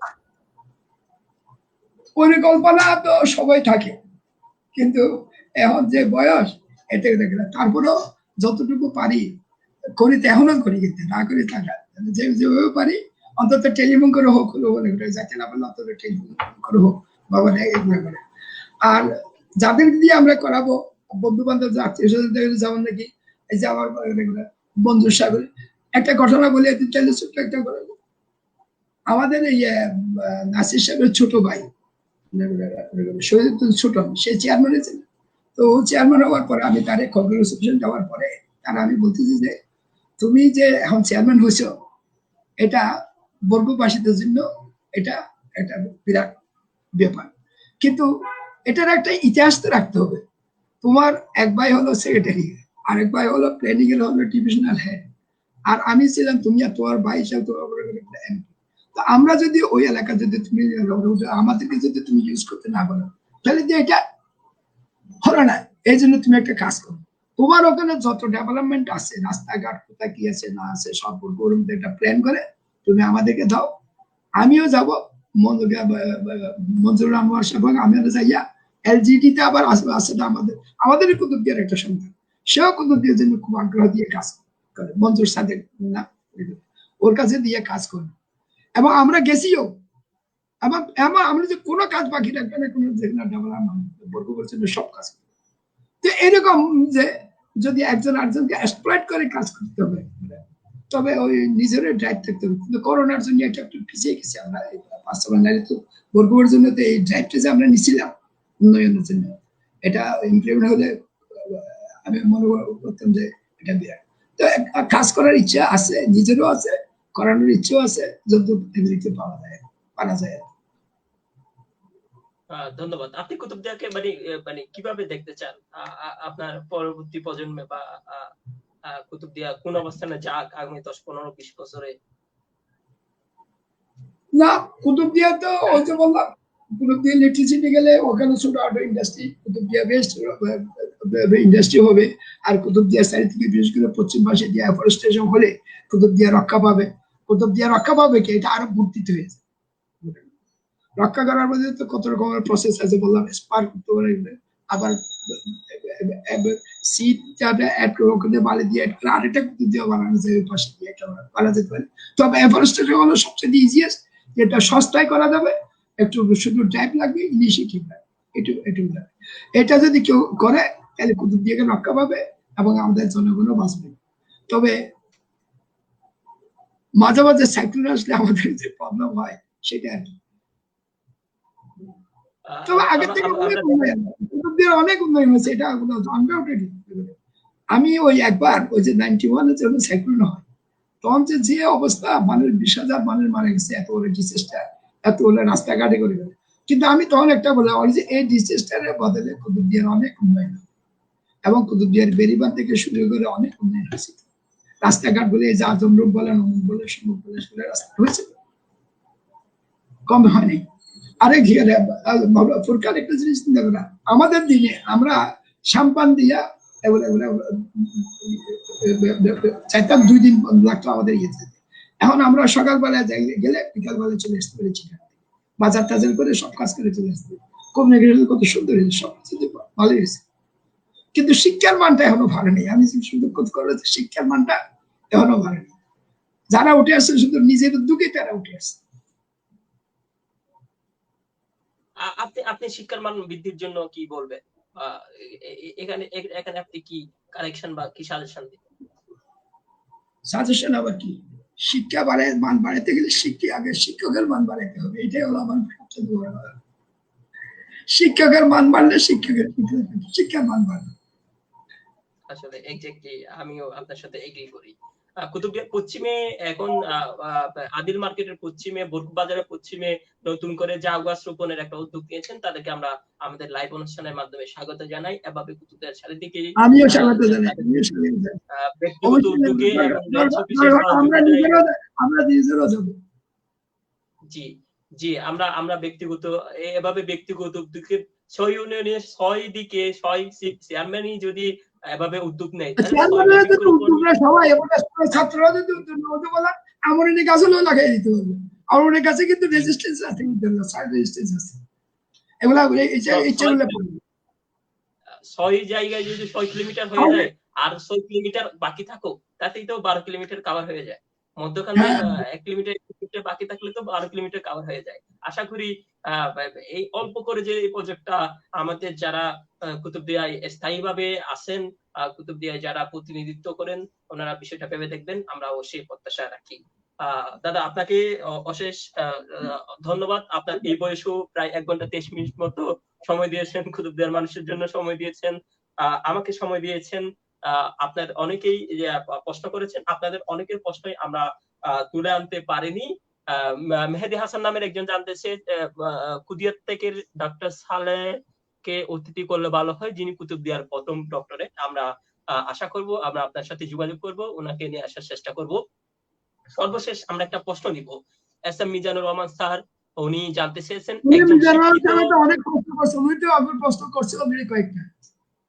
উনি আরেকটা প্রশ্ন, শেষ প্রশ্নটা আমরা নিচ্ছি।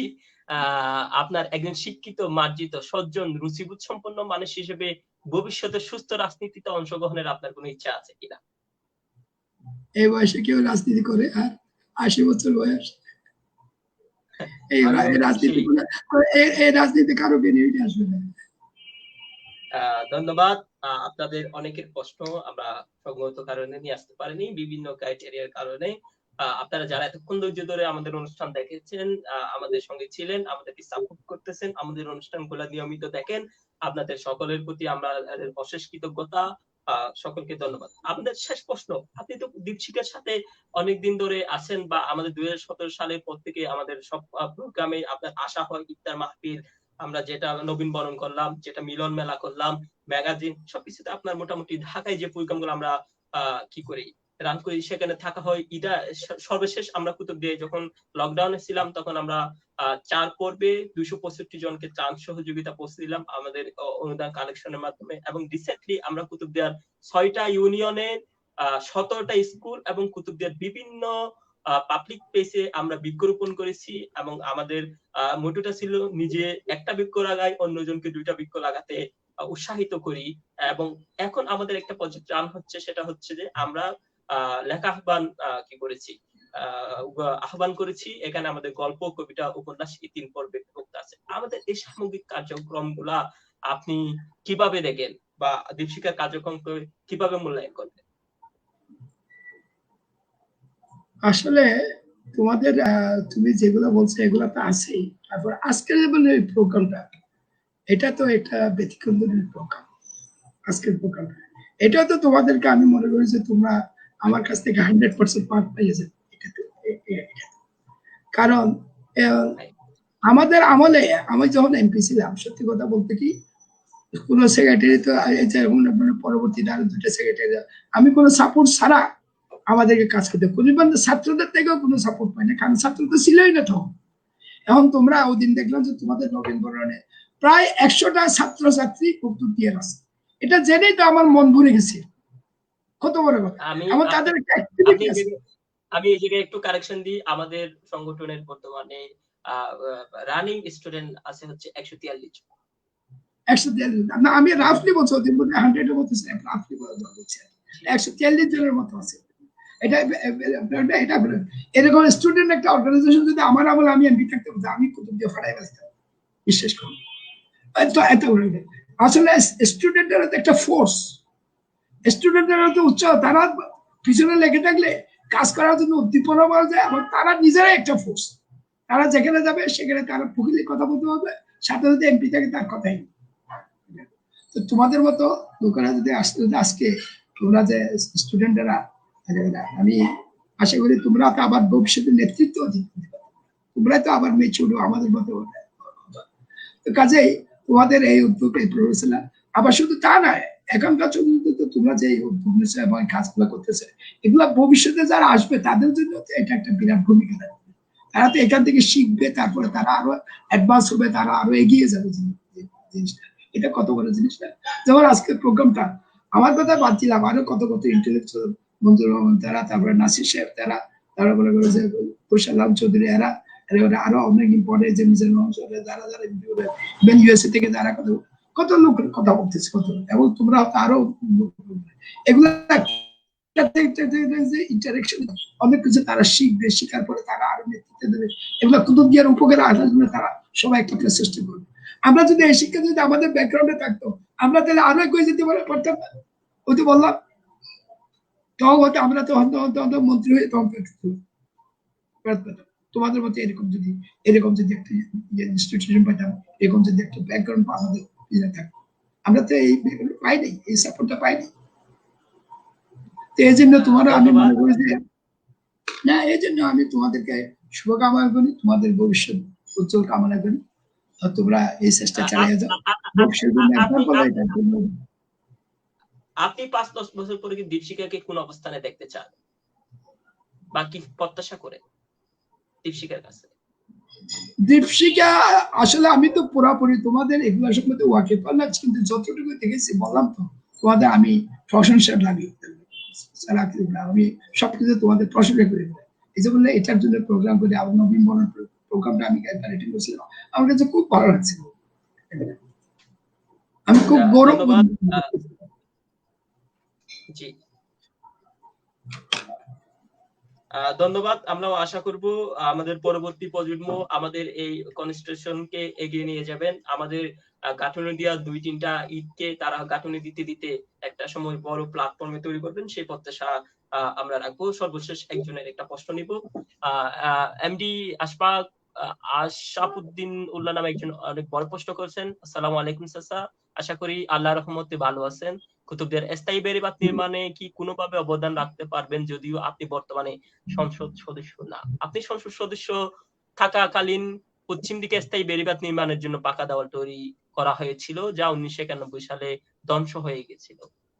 উনি জানতে চেয়েছেন আপনি এখনো সংসদ সদস্য না, তারপরেও কি আপনি কোনোভাবে অবদান রাখতে পারবেন বলে আপনার কি মনে হয়? না, ও যে আসলে সংসদ সদস্য যিনি আছেন ওনারা তো চেষ্টা করছে, এবং স্যাংশনের টাকা স্যাংশনও তো হচ্ছে, কিন্তু কাজ তো হচ্ছে না। তবে ওদের একটা জিনিস না, যে টুকু হয়েছে অতটুকু, কিন্তু কাজটা প্রপারলি ইউটিলাইজ হচ্ছে না, ফান্ডটা, এটাই হবে সবচেয়ে বড়। মনে করেন আমরা চেষ্টা করলাম, কিন্তু আমরা ফিল্ডে যাই কন্ট্রাক্টর নিয়োগ করে তারপর ওখানে ফিল্ডে যাই দাঁড়াতে, এটা বরঞ্চ ওখানকার পাবলিকের কাজ, ইয়ের কাজ, কিন্তু ওয়ার্কার এবিলিটি অনুযায়ী। এবং আমার মনে হয় এটা পুরোপুরি যদি আর্মি এবং নেভিকে যদি না দেয়, এটা আমাদের দ্বারা এটা সম্ভব না। ফান্ড যতটুকু আছে অতটুকু ইউটিলাইজ করুন। আজকে 5-6 বছর ধরে ওপেন থাকা এটা উত্তর দুর্গের মতো ভাসিয়ে চলে যাচ্ছে, এটা এখন দুঃখজনক। এটা খুবই দুঃখজনক। এটা আমরা যদি চেষ্টাও করি মনে করেন তো বান হবে, কিন্তু ওখানে দাঁড়িয়ে থাকা ওগুলো করানো, তারপরে এক্সিকিউটিভ ইঞ্জিনিয়ারের কাছে যাই দাঁড়িয়ে থাকা, এটা আমি গেলেও যে মনে করেন আমি যদি এমপি থাকতে যেরকম সে কাজটা করাইতে পারতাম, এটা কি এখন সে আমার কথা ইয়ে করবে? কাজে আমার, তবে আমরা আমাদের এমপি কে বলা, আমার ইয়ে করা, বা অন্যান্য এজেন্সি করা, সেক্রেটারিকে বলা, এগুলা ইয়ে করা, এগুলাও তো আমরা আমাদের যখন লাগবে আমরা আমাদেরকে বললে আমরা ইনশাআল্লাহ কাজ করবো না। ধন্যবাদ আমাদেরকে সময় দেওয়ার জন্য। আপনারা যারা দেখতেছেন আজকের অনুষ্ঠান, আপনারা কুতুবদের বিভিন্ন জায়গা থেকে দেখতেছেন, সকলকে আমাদের স্মরণ করা সম্ভব হচ্ছে না। অনেকে ইউএসএ থেকে দেখতেছেন, নেদারল্যান্ড থেকে দেখতেছেন, দেশের বাইরে থেকে হিউজ পরিমাণ মানুষ আজকের এই অনুষ্ঠান দেখতেছেন। আপনারা অনেক আত্মীয় স্বজন দেখতেছেন, দীপশিকার সদস্যরা দেখতেছেন, কুতুবদিয়ার মানুষজন দেখতেছেন। সকলকে আবারও স্বাগত। আমরা অনেক সময় নিয়েছি আপনার থেকে, প্রায় 1 ঘন্টা 31 মিনিট। আপনার এই বয়সে এতক্ষণ পর্যন্ত সময় দেওয়ার জন্য আপনার প্রতি অশেষ কৃতজ্ঞতা। আপনার প্রতি কৃতজ্ঞতা প্রকাশের ভাষা আমার জানা নেই। অশেষ কৃতজ্ঞতা, ধন্যবাদ। আপনারা যারা দেখতেছেন সকলকে ধন্যবাদ। আপনি দর্শকদের উদ্দেশ্যে কি বলবেন? শেষ কথা হলো আমার, আপনি শেষ কথা চাইলে আঞ্চলিক ভাষায় বলতে পারেন। আপনি দর্শকদের শেষ করতে চাইলে আঞ্চলিক ভাষায় বলতে পারেন। না, এখন বুড়া বয়সের মধ্যে এখন সবচেয়ে বড় হতে গেলে এখন তো তোমাদের ধন্যবাদ, তোমাকেও ধন্যবাদ, তোমাদের সবাইকে, তোমার সাথে সংশ্লিষ্ট যারা আছে সবাইকে ধন্যবাদ, দীপশিখাকেও ধন্যবাদ, এবং যারা প্রশ্ন করছে এবং একটু কষ্ট করে দেখছে সবাইকে ধন্যবাদ। তবে আমার কিন্তু এই বয়সে দোয়া ছাড়া এটা হলো সবচেয়ে বড়, কারণ দোয়াটাই আমাদের কাজে কাজে লাগবে, এবং আল্লাহ পাক যেন আমাদেরকে ঈমান আর আমলের সাথে মৃত্যু দেয়, এটাই আমি কামনা করব। দোয়া চাই শুনে। আসসালামু আলাইকুম। আপনার জন্য দোয়া, আপনাকে আল্লাহ যেন হায়াতে তৈয়বা দান করেন, আপনার দীর্ঘায়ু, আপনার সুস্থায়ু কামনা করতেছি, এবং আমাদের অনুষ্ঠান এতক্ষণ পর্যন্ত যারা দেখতেছেন সকলের দীর্ঘায়ু সুস্থায়ু কামনা করে আজকের মতো বিদায় নিচ্ছি। আমাদের পরবর্তী প্রোগ্রাম আপনারা দেখবেন। ততদিন পর্যন্ত ভালো থাকবেন, সুস্থ থাকবেন। আল্লাহ হাফেজ, শুভরাত্রি। আসসালামু আলাইকুম।